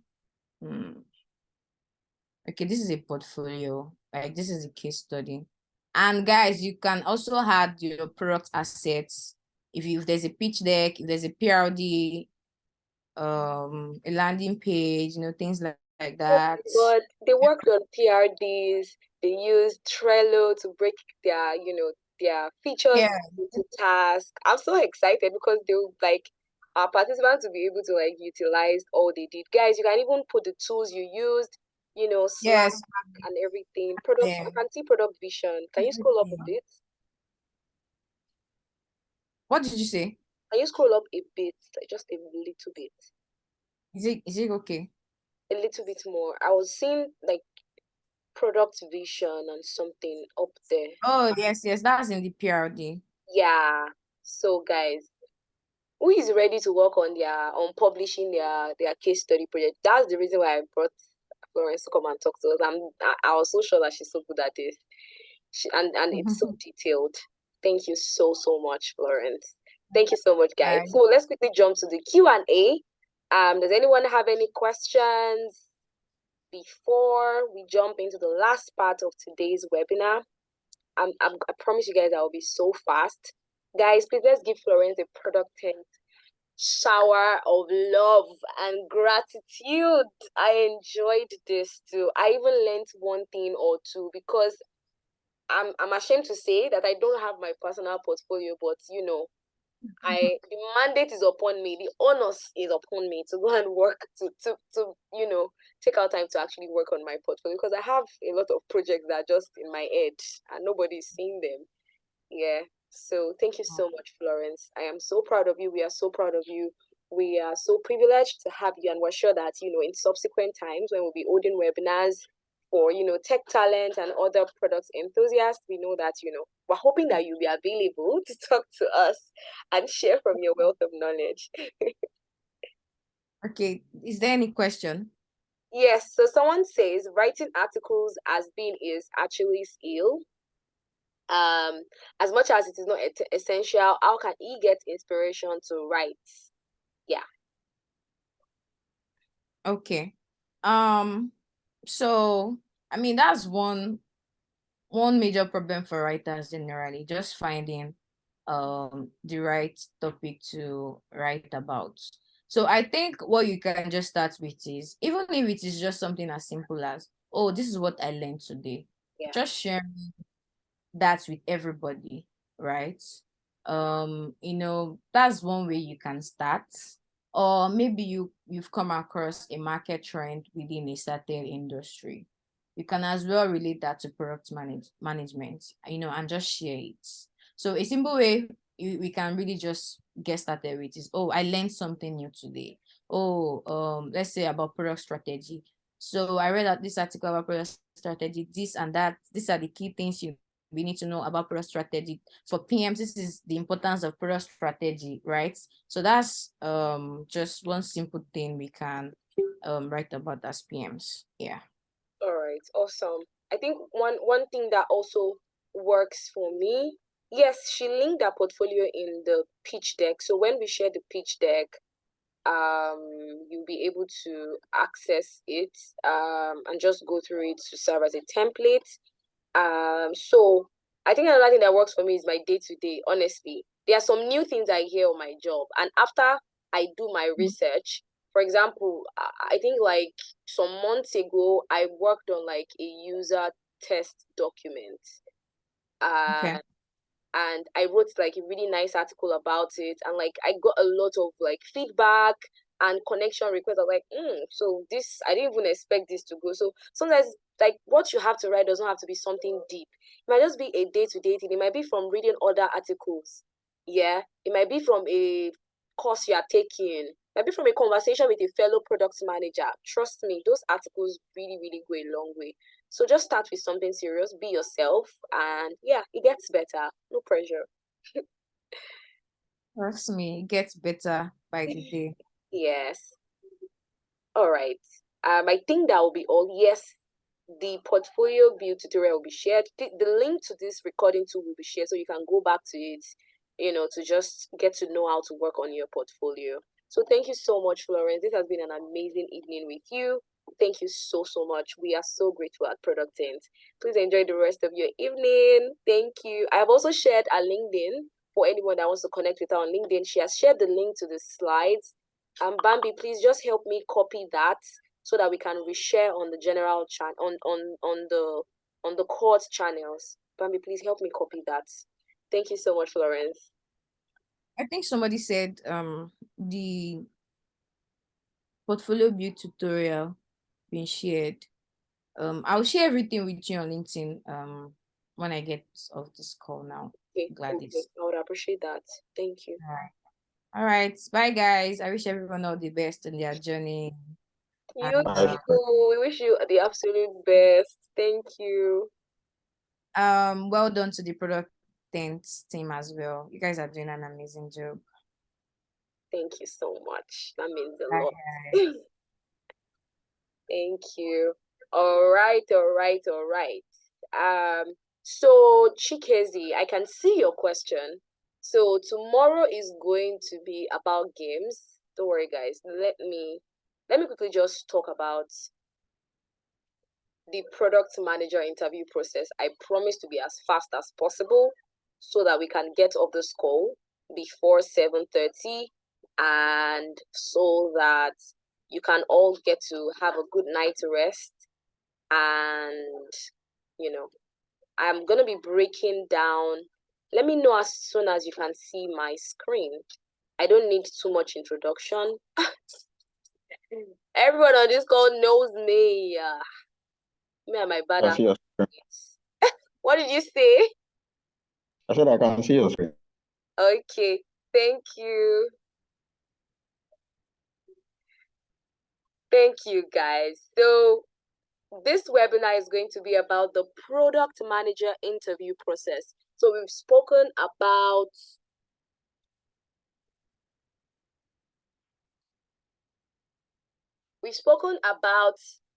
how you can build, craft outstanding resumes. You've been taught about how you can leverage portfolio projects and publish, have a good portfolio, publish your case study projects, even if you don't yet have, that, product manager experience, working in a real life team. You can have case study projects under your belt that you can publish. So after that, it is still not like that's just once your interview and your portfolio project gets you, that's it gives all good pleasure to invite you to a video call. Da, da, da, da, da. I don't know anyone familiar with all those messages. I don't know if anyone is familiar with all those messages. I hope that you get familiar with them soon. I mean, I feel that's a good prayer so that your job application extend beyond submission of resumes to receiving, invites for interviews. And that's the reason why I'm here. That's the reason why we are here. That's the reason why we are doing this. So guys, yeah. Who am I? I'm a believer. I am a product manager. I am also a career coach. I have a passion for helping people find their footing in their career. I've been doing scheduled one-on-one calls with people, especially tech talents, not just product managers, to know where they are, to know where they are going to, and how they can get there. So if you want to maybe reach out to me and have a consultation call, it's free. You can schedule a call on LinkedIn. And then I do LinkedIn optimization. I write resumes. People that know me personally know I write really amazing resumes. And I'm a tech education enthusiast. I teach about tech education in primary schools and secondary schools with teenagers. During this summer school time, I'll be traveling to Ile-Ife, Ilora, here in Ibadan, Erua, my hometown, to just talk to teenagers about tech and how they can, especially in underserved communities, seeing that I am from one. So there's more to me than there's more to me than just being a product manager. And I'm also a minstrel. I'm a believer.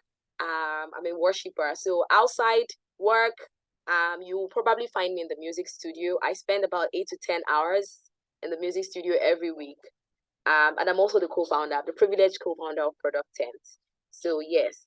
So I was asking ChatGPT for a nice quote. You guys know I always start my classes with nice quotes. And I said ChatGPT should give me a very funny and humorous quote about how hard it is to get a product manager job. And ChatGPT 3.5, that's the free version, says getting a job as a new product manager in tech is like solving a Rubik's Cube blindfolded, guys.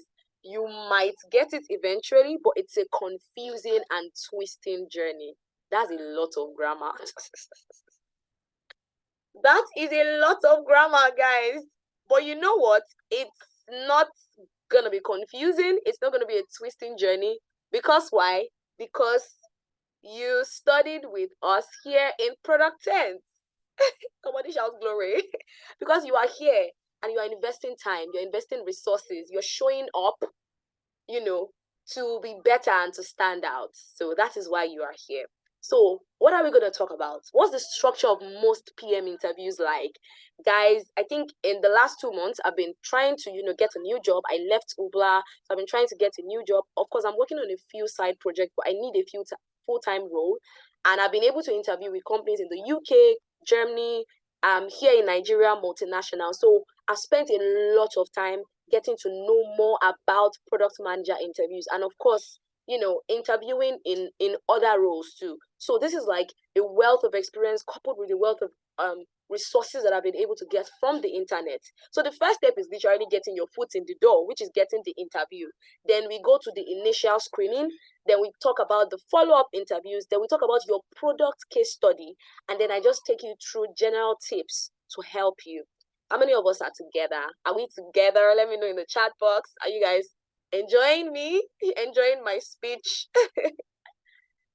Are we together? Let me hear your feedback. Are we together? Thank you. Thank you so much, guys. I just love teaching. I don't know, it gives me so much joy. All right. Thankfully, Olufemi has spoken about crafting an outstanding resume, so I'm not gonna I won't dwell too much on that.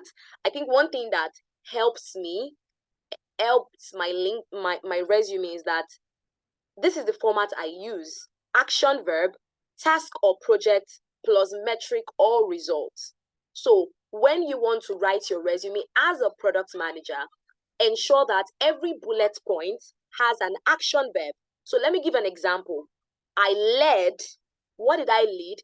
The product launch of an healthcare product. But what is the metric or result? Which led to 3,000 downloads in the first 3 months on the Play Store. So it's not just enough for you to tell us what you have done. It's also important that you show the results, because without results, it shows that you are just a generic person. Like, what you're doing is not measurable. And, as a product manager, it's super important to talk about metrics and results, because even in your role, you will hear about OKR, KPI, success metrics. That also has to reflect in your resumes. So if you have a resume today and your resume has like 5 or 10 bullet points under a role, and none of them is talking about numbers, none of them is talking about increase in website visits, number of downloads, increase in revenue, reduction in paper trail, reduction in time to market, you need to go and review your resume. So I'm not going to dwell too much on resumes. If you want to write professional resumes, reach out to us at Product Tent. We do that at very, very affordable prices. All right, that's just me selling my product. Yeah, so next is the initial screening. What's the initial screening about? The initial screening involves a brief phone call with a recruiter or hiring manager to discuss your background, your experience, and your interest in the role. Now that your resume has, caught the eye of a recruiter, the next thing they want to know is, beyond what we can see on your resume, who are you? That's when they ask you to talk about, tell me more about yourself. How many of you know that dreaded question? Tell me more about yourself. This is where they ask that question. Tell me more about yourself. They want to know about your background. They want to know about your experience in Product Tent. They want to know about where you're coming from, your final year project, if you're a new graduate or a fresh person, the case studies you have worked on, you understand. the teams that you have led, if you've been working in the labor market for a while, yeah. So this is where you talk about it. This is where they also ask about your product manager experience. Okay, why are you a product manager? What interests you about product management? What is your motivation for applying? Why Google of all places? Why do you want to work in Google? I feel that's the prophecy for somebody here. Why do you want to work in Google? What are your salary expectations? And the thing about salary expectations is that I'm going to get to that at the end of this call. If you don't do your research, if you aim too high, what industries have you worked in the past? Thank you so much, David. If you aim too high, they might not go on because you're way above their budget. If you aim too low, they might not go on because they feel like you don't see yourself as, you don't have the value of the person they are trying to onboard or trying to get to work. So imagine that a company wants to pay you 800K to 1 million, yeah, for monthly, that's your net salary. And when they're asking your expectations, you say, oh, 300 to 500K. They're going to be so disappointed. Even if they hire you, you are cutting yourself short.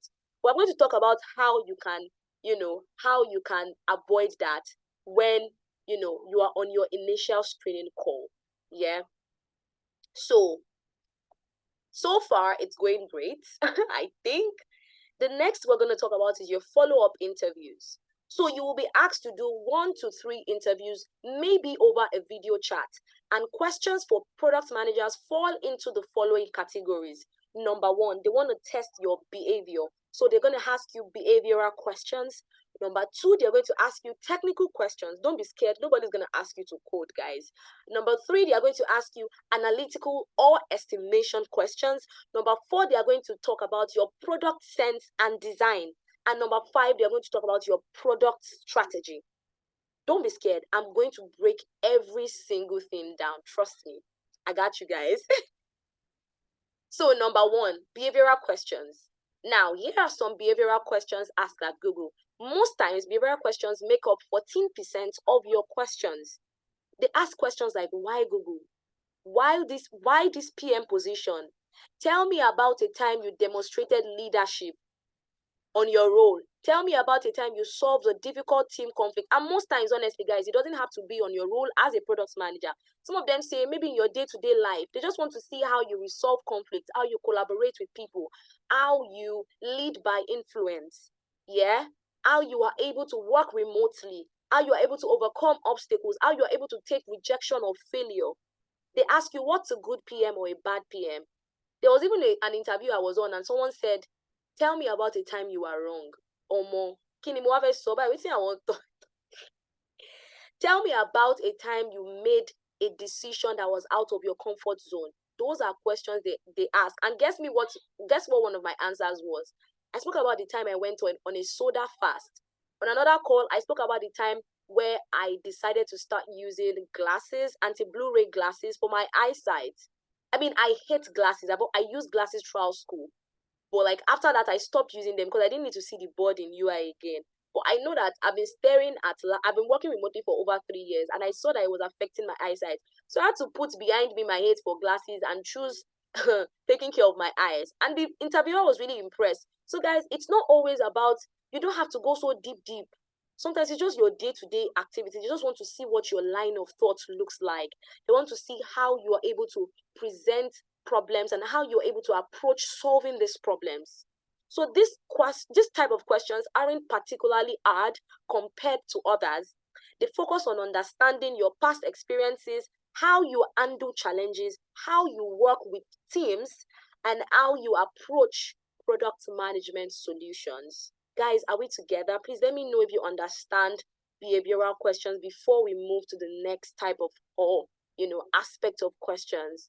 Let me know if we're together. David, thank you. I want to get like 5 more responses. Are we together? If you have questions, don't worry. You know I will do it. I will take all your questions at the end of, my talk. But let me know if we're together. Thank you so much, guys. Are you learning something new? Are you learning something impactful? What makes you tick? Yeah, what keeps you up at night? What are you passionate about? Tell us about an NGO organization that you like. Tell us about a news you saw in the tell us about the last article you read and what you learned. Those are questions you should expect, to find. And one thing I always tell people is when you're answering questions like this, you don't have to jump at them. Take a deep breath, analyze your thoughts, talk about them, and at the end, give a summary. Do you understand? So be yourself, be calm, be cool, and be collected. Yeah. So the next stage is technical questions. Here are some technical questions asked at Google. 13%, technical questions make up 13% of your product manager interview questions. So, and what informs your technical questions depends on the company and the nature of the product. There are some companies that are so technical that there might be technical assessment to evaluate your technical understanding and proficiency in relevant technologies. For example, if you're working at a company that does a lot of API integrations, that does a lot of, for example, if you want to work in a company like Thrive Agric, technical questions will be trying to know your knowledge base about the agric tech industry, the innovations in the agric tech world.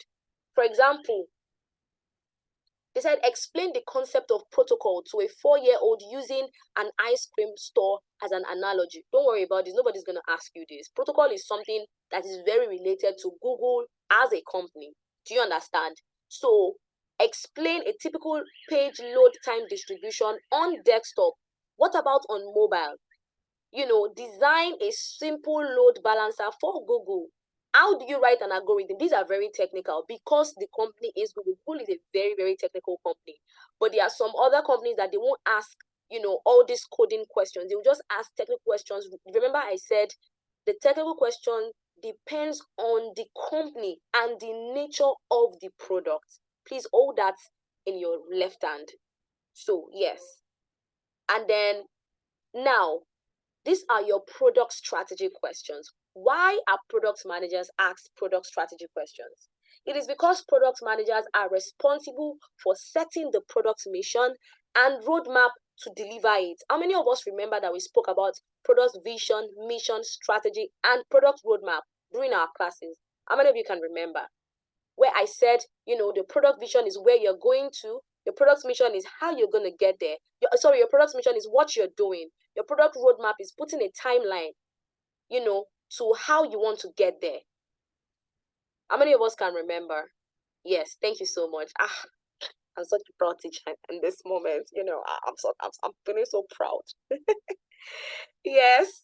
So in your interviews, you will be given strategic questions to discuss with your interviewer. These questions assess if you're comfortable with thinking about a wide range of strategic aspects, including competition, pricing, marketing, time to market. How many of you remember user persona, buyer persona, direct competitors, indirect competitors? This is where it will all come in, guys. Example, you are interviewing for a role at Spotify. If they ask you to, talk about a product strategy for maybe a feature on Spotify, they would expect that you know a bit about the industry. They would expect that you know about the pricing. They would expect you know about the user persona. They would expect you know about the marketing strategy of Spotify. So that's what I'm talking about. Answering these questions will require creativity and a structured approach, which you'll be able to learn. Here are some example of strategy questions. They ask you, you are the CEO of company X. What new product will you launch and why? Another question could be, tell me about a competitive move by a company in the past 6 months and what do you think about it? I was asked this question and I mentioned Threads. Thankfully, I joined Threads the day before. I read about 2 articles about Thread on LinkedIn and I was able to give a very detailed response. I spoke about the 3 reasons why I love Threads. I spoke about the fast onboarding. I spoke about how lovable the MVP is. And I spoke about how the product team at Meta were able to take advantage of an opportunity or a threat that a competitor had, which was Twitter. Remember, it was the time that Twitter started placing restrictions on free accounts. That was when Threads launched. And my interviewer was so impressed, guys. He was just checking it out, like, wow, I want to check this out. Like, it was like peer pressure did not allow him to check this product out, but he thinks he's going to check it out based on what I've said. He also asked me that what's one feature I think they can improve on. I spoke about the timeline of threads. I said currently on the timeline, and who said Elon was moving mad? It definitely was. I spoke about the timeline, and I said the timeline can be improved because currently I see threads from people that I am not even following. They can optimize the same algorithms they use on the explore page on Instagram. They can optimize that type of algorithm to my timeline too, so that on my explore page I see things that are related to my interest. So on my timeline to on threads, I should be able to see things that I am interested in or things that are related to my interest. And that was so impressive. So that's basically what, product strategy questions are all about. Guys, are we together? Are we together? Are we together? I just want to get the responses from like 3 to 5. Yes. All right. Thank you so Yeah, much. well, All right. Thank you. So the next are called analytical or estimation questions. This is where they try to, because as a product manager, you need to be able to make estimates. You need to be very, very analytical. You need to be able to use data. You need to be able to take data-driven decisions. Now, making product decisions often requires estimating market size, revenue potential, number of customers. Estimation questions test your ability to work with numbers and to break down problems. There was one spreadsheet like this that I jammed. Oh my God, during one interview. And literally, they were just giving me data upon data, and they asked me to do a presentation using that data on that call. It was a 2-hour interview, and that interview alone was just on testing my analytical abilities. Thank God I scaled through. I got invited for the next stage. So the question they asked me was another question they asked me on that analytical interview was, how many flights traveled out of Muritala Mohammed Airport yesterday? How do I want to know? Is my father the owner? Do I have an auntie that works there? Like, what's my own business? I've never even entered plane before. Hopefully it will happen this year if people sponsor me. But like, what's my own? But guess what, guys? As a product manager, you need to be able to think on your feet. Guess where I started from? I started by asking that, okay, is she talking about flights into the country or out of the country? She answered my questions. I told her, is she talking about flights, domestic or international? She answered my question. So I gave an estimate. I was very wrong, but the way I broke it down, guess what? I scaled through that stage, and I was invited for the next stage. I spoke about the fact that we are currently in summertime, so there's a probability that there's going to be an increase in international flights. I spoke about the type of people that will be traveling. I spoke about the average size of aircraft in Nigeria. I spoke about the fact that an average aircraft will probably take 100 to 150 passengers at a time. And then I gave an estimate, and she was so impressed. Guys, remember, analytical is there really is no right answer, honestly. The thing about analytical question is that they're so tricky. There is no right answer. Look at what I said here. In estimation questions, interviewers don't care so much about whether you got the number right or not. They can ask you questions like, how much money was spent on gas in the US every year? What is the market size for driverless cars in 2025? How much does it cost to run YouTube in a day? How many cars, this is cars, how many cars traveled on Lagos-Ibadan Expressway yesterday? Guys, again, is not about, or they can say, how many cars traveled on Lagos-Ibadan Expressway, say in August. Let me give you a tip. Remember that redemption camp is happening in August. That's a good place to start from. Give an estimate of people that will be traveling through Lagos-Ibadan Expressway. If it's on a Saturday, talk about the fact that people travel a lot on Fridays and Saturdays. So give an estimate that, okay, averagely, maybe 5,000 people travel, but because of these sensitive seasons, redemption camp is going on, it's also the weekend, people are traveling, you are given an estimate of about 7,000 to 8,000 cars traveling on the Lagos to Ibadan Expressway.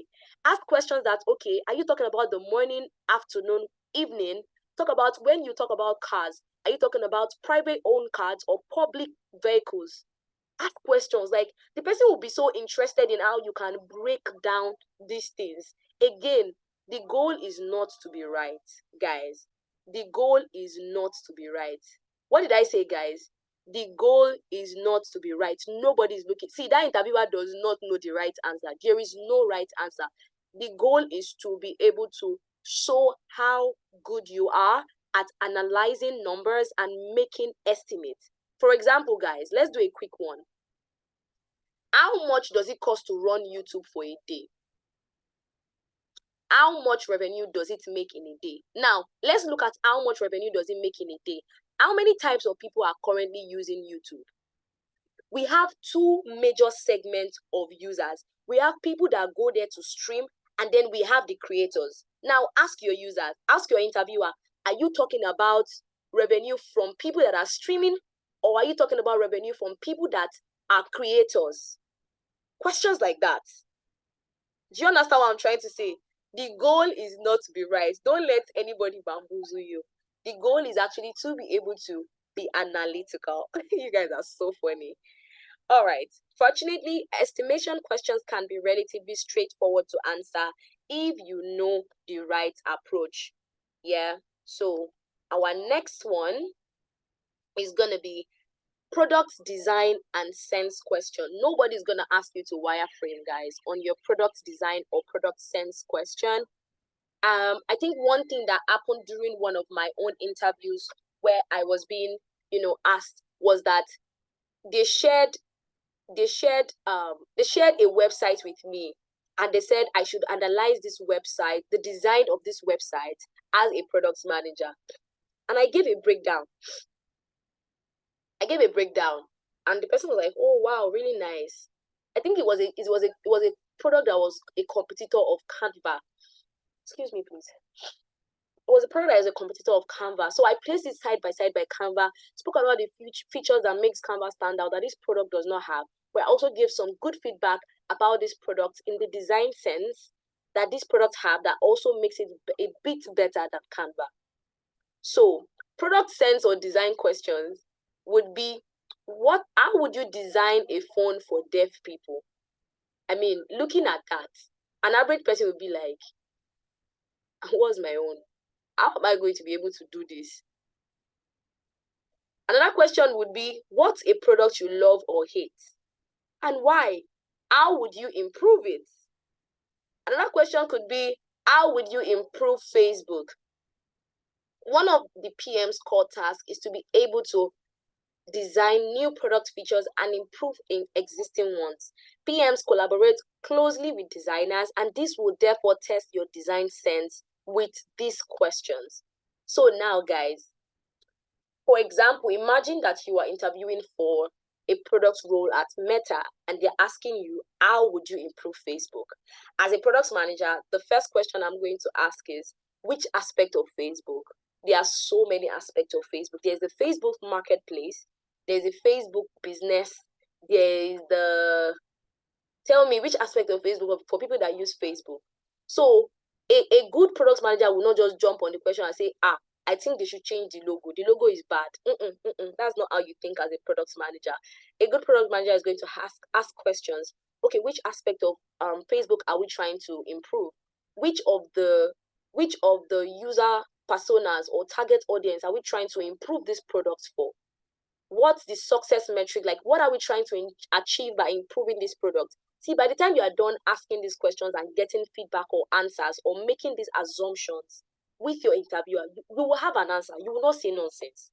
It might not be the best answer, but I can assure you that you will not say nonsense. If someone says you should design a phone for deaf people, the first question you will ask is, okay, are they male or female? Are you talking about deaf people that are children, old people, aged people, or middle-aged people? Okay, what are we trying to achieve? Is the phone for the purpose of accessing the internet? Is it just for them to be able to make phone calls? Yeah.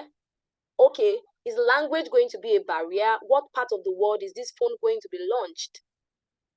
Are you guys understanding? Use English to finish them. Exactly, Elizabeth. Oh my God. Oh my God. Ask questions, scrutinize, get feedback. Don't just jump at your interviewer. Don't just do I too know. Ask questions, get feedback, and don't just make assumptions. That's basically what I'm trying to say, guys. So, and that brings us to the end of, follow-up questions. After that, the next stage is majorly the product case study. How many people have done a case study here for, you know, a PM role or any other role, basically, it's quite popular to do case studies, you know, in the tech industry, especially because there is no longer the probability of you having, you know, an in-person interview is very low. You can't go to the company to sit down there and then they'll put you in one room and then they'll give you pen and paper to write something. So to replace that, we now have product case studies. And what are case studies? Basically, it's them giving you an hypothetical product problem or a real world product challenge to solve. So you will need to analyze the situation, you will need to propose solution and demonstrate your product strategy and decision making skills. I think one interview I had at, you know, Branch International one time was that, oh, they said, you know, Branch is a lending company and they want to expand their product offering beyond just lending products. So they want to go beyond, you know, giving credit to other banking and financial services. So they told me to list 2 or more product ideas I have. They told me to prioritize, you know, the one I will go with, choose why I am prioritizing, that's the prioritization framework, and then I should break it down into an MVP. And guys, guess how many time the time frame they gave me to finish this project? They gave me 3 hours. I was at blood prayer. Oh my God. Thinking about it is making me laugh because they took the light that day. And I had to rush to one place to go and finish my assignment. The project was, guys, I had 3 hours. There's another question that said they are trying to expand into another African country.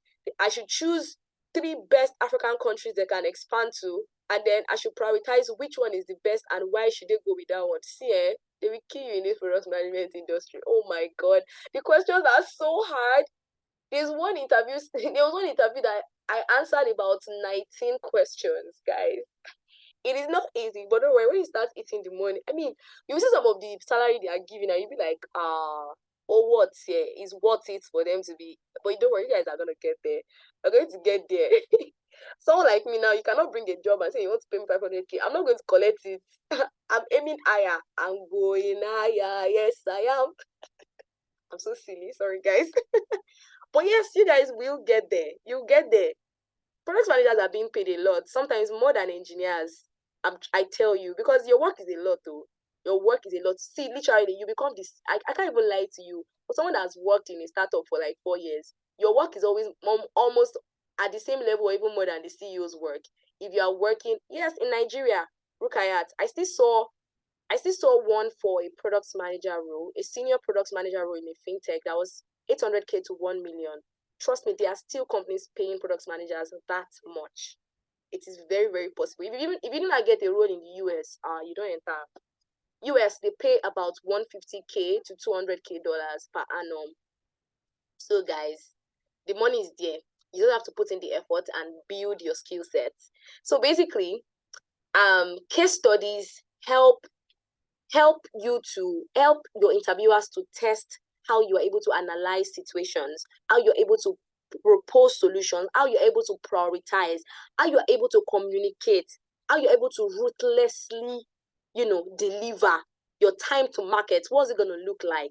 What's your management skills going to look like? How are you able to take decisions? Your decision-making skills. In some scenarios, you'll be further asked to give a presentation of your case study or your ideas to the interviewers. This is to test your communication, your problem-solving skills, and your ability to think on your feet. How many of you enjoyed some of the breakout rooms that we had? Where we spoke, where I'll just give you quick questions to work on in 10 minutes. Guys, trust me, that's exactly how it's gonna be. You need to be able to think on your feet. You need to be able to look for solutions. And I'm not even trying to scare you. I am trying to prepare you for what is out there. I am trying to prepare you so that you're not caught unaware that I've learned all about product management, but I didn't know how to scale through the interview process. Yeah. So that's basically what this is about, guys. All right. How many of us are still together? We are now, getting to the end of this presentation. I told you guys we'll be done before 7:30, and I'm a woman of my word. So, last but not the least, general tips to help you do a great job during your interviews. Are we together, guys? Yes. Thank you, David. Thank you, Emerald. General tips to help you do a great job during your interviews. Prepare, prepare, prepare. Somebody say prepare, prepare, prepare. Preparation. There was one interview that I got to know about it 12 hours before. I spent, I think, from 12 a.m. to 4 a.m. in the morning researching about the company, preparing for that interview. I mean, they didn't get back to me, but I was so proud of myself. I was so proud of myself. I didn't scale through, but I was so proud of myself. So prepare, prepare, prepare. Preparing is hard and it's a lot of work, but you can do it. You can do it, guys. So let's just go to some practical tips. Number one is research about the company. See, when I was interviewing for a role recently, I read, I think, about 10 articles that had been published about that role. I looked for all the people that have worked in that company. I did a scrutinization of their LinkedIn profiles, and some of them that even had Instagram. I went to the social media, all the social media accounts of that company. I went there. Guys, I went to YouTube. I watched about 2 to 3 webinars that had been organized about that company before I even went to go and check their website at all. Because this is where you find information that you won't find anywhere else. You know, New York Times had written articles about them. The Guardian had written articles about this company. You know, they were on YouTube. You know, companies, even Punch here in Nigeria, written articles about this company. They did a webinar with the African FinTech Forum. You know, I'm more of a FinTech products manager. So they did an article. They did a webinar. Their managing director did a webinar with the African FinTech Forum. I listened to that webinar twice to have a lot of information about this company, because some of you want to prepare for roles and you just go to the website. I went to their account, their page on Play Store. I went through the customer reviews to know what the pain points of the customers are. See, with all this information, when they're asking you questions about the company or about solutions related to the company, you will not be looking blank. I was given a go-to-market strategy for this company that I'm talking about. And I said, you know what? You can also utilize the social media for the go-to-market strategy. And they're like, why should we use social media? I was like, this company has 14.2K followers on Instagram alone. That's a lot of number to take advantage of. And they were so surprised at the fact that I got the answer right. Do your research. Prepare, guys. This will help you tailor your responses to align with their objectives. Look for people in your mutuals who already work there and ask for tips and referrals. I remember when I was going to land one of my earliest internships, you know, with a company in Germany, one of the best places I've worked with. It just pained me that they were not hiring at the moment. You know, they just brought me in for internship, but they were not hiring at the moment, so I couldn't transition into a full-time role. But guys, how was I able to land that internship? There were just 2 Nigerians in that company. And after searching on their LinkedIn, I went to the jobs aspect and I saw 2 Nigerians. Their names, one was Igbo, one was Yoruba. I rushed into their LinkedIn and they spoke about me to the senior product manager, and they were like, they are not hiring anyone at the moment. They're like, oh, this lady is going to work for free. She just wants the experience. And guess what? I did my 3 months there before I left. That's where I learned how to do user flow. I worked on a project that was like one of the top sports companies in Europe. I worked on the user flow for their website. It's one project I am so proud of till today. So guys, research about the company, research about the people, research about the founders, research about the products, research about the storytelling, research about the people that work there, their experiences. Go to Glassdoor, go to Google, go to LinkedIn, go to Instagram, go to their Play Store and App Store. Check the customer reviews there. Go to Twitter, go and type in that company in your Explore page. See the tweets that come out. See the reviews that people are giving. Look at what their product launch look like. Do you understand? Are we together, guys? Am I spitting facts? Are we together? Yes, in fact. Thank you. I just want to know we're together. Okay. All right. I'm wrapping up soon, I promise. Review your product management fundamentals. So, guys, when you're going for interviews, brush up on your product management concepts. Imagine you're asked what a product strategy is and you cannot give an answer. Imagine they ask you what product discovery is, the difference between the user and buyer persona, and you cannot answer. Imagine they say, what's the difference between a Scrum methodology and a lean methodology or a safe agile methodology, and you cannot give an answer. Imagine they're asking you, oh, what's the history of agile methodology? And you cannot give an answer. So brush up on these things. Brush up on methodologies. Brush up on, best practices. That's number 2. Then practice case studies. Thankfully, you've worked on one in product ends, but let it not end there. You can see what Florence's profile looked like. She had I think about 5 case studies that were not even related to her job. Do case studies, guys. Volunteer on projects, reach out to product managers, reach out to early stage startup founders, tell them I will come and do it for free. Just let me work there for 3 months. Do you understand? So do these things, put yourself out there, have case studies under your belt, then prepare behavioral examples.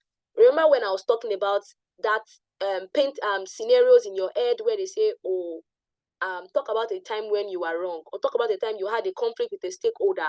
How did you solve it? It doesn't have to be something so grand, like I always say, but have examples in your head. Maybe some experience in your day-to-day or on your job that's something that you've really learned about. And remember the STAR approach when you're answering your questions. You talk about the situation, you talk about the task, you talk about the action you took, and then you talk about the result. It is so important. The situation, the task, the action you took, and the result. Then stay updated on industry trends. As a product manager, you should already know that Flutter will relaunch their Send app this week. How many of you know that? I want to know people that are keeping up with industry trends. How many of you know that? I mean, if you are a product manager, you should know that. Keep up with industry trends. How many of you know about the Product Dive Leadership Conference? These are industry trends that you guys should keep up with. How many of you know that the CEO of, is it OPay? The CEO and co-founder of OPay retired not too long ago. I think it was this week. How many of you know about that? How many of you follow people like Inya Boyeji and the likes? How many of you are on Twitter? You just tune in for these Twitter spaces talking about technology and the likes. Jennifer, your video is on, just to let you know. The video is on. How many of you? So please, guys, stay updated. Many of you have been hearing about Web3, AI, VR, virtual reality. Have you taken out time to actually go and know about these things? And how many articles have you read about Web3? How many of you heard about WorldCoin? Have you taken your time to say, well, let me just read 1 or 2 articles about WorldCoin to stay updated? Guys, this is how you will sell yourself in the market. I don't think there's any major industry trend that I don't know about. And I don't think any day goes by that I don't read 1 or 2 articles about product management. It is a lifelong learning process. I am currently taking a course with Udacity. There is hardly a week I don't listen to at least 2 or 3 podcasts. My flatmates know me. I'm in the bathroom and I'm listening to a podcast about entrepreneurship. Yes, it's a lot of investment, Emerald. I can tell you. It's a lot. When people say, oh my God, you're always so busy. I am at the point where I'm even turning down projects. I'm like, I'm sorry, I can't work on it. I am too jam-packed at the moment. I need to have a life. It's a lot of investment. So please stay updated on industry trends and practice communication skills. Yeah, work on presenting your ideas clearly and concisely. Product managers need strong communication skills to collaborate effectively with various stakeholders. I know a lot of you say, oh, Gladys, you teach so well. Gladys, you talk so well. I have natural, I have public speaking skills. I won federal and state awards for public speaking when I was in secondary and primary school. That's a subtle flex. But aside that, a product manager needs to be able to present well, guys. You cannot say I'm shy or I'm an introvert. Introvert cannot be a product manager. Remember one of our classes where I said, I can do it on my own, or I like working alone. Please don't come to product management. It's not the role for you. You can be a coder, you can be a product designer, but you might not even grow so fast because you still have to collaborate with people. So I'm not saying that introverts cannot be a product managers, but don't let your personality tie you down. When it's time to work, you have to step out of that shell. Yeah. and just, be your best. So practice communication skills. Some of you in church, if the pastor asks a question or during Bible study, you cannot raise your hand to talk. Some of you, if you are in a gathering and they're asking questions, you will not raise up your hand to talk. Me, I'm not that type of person. No. My mom is even a Jebu woman. She not even raise us like that. Raise your hand to talk. Stand out in the crowd. You don't have to do like eye service and be everywhere, but like be confident. Yeah, practice communication skills. Yeah, they say you should lead prayer. Sorry, I'm just giving personal examples I can relate to. Some of you will never volunteer to lead prayer. Some of you will never volunteer to do MC for hangout with your friends. How do you then get to practice communication skills? Do you understand what I'm trying to say? You have a family gathering, or maybe you are doing a birthday. They say, oh, someone is going to be the MC. Some of you on this call will never volunteer. You will just sit down. Your own is to come and eat rice. And you say you want to become a product manager with a strong communication skill. Practice communicate. I cannot overemphasize the importance of communication skills. I am so sorry, guys. If this is your bullet, just receive it. The Lord is your muzzle. And last but not the least, mock interviews. This is one of the things we are going to be doing after your program. Every week, I promise you, we're going to be bringing on board people to do mock interviews with you guys so that you can just get better with your interview skills. We still have a lot in store for you. We're going to be having AMAs. We're going to be having mentorship programs. We're going to be having mock interviews. We're going to be maybe taking like some of you to just go and work with some people. Just spend 6 weeks to just do like a mini IT. Don't worry, guys. We have a lot that we're working on. Just pray for us and keep supporting us. That brings us to the end of today. Oh my God, I'm so on time. 7:30. Wow. That brings us to the end of today's session. I'm so happy. Thank you so much for everyone that waited till the very end. About 10 people dropped off, but I'm sure that they had their own reasons. Thank you so much, guys, for waiting. If you have questions, please raise your hand.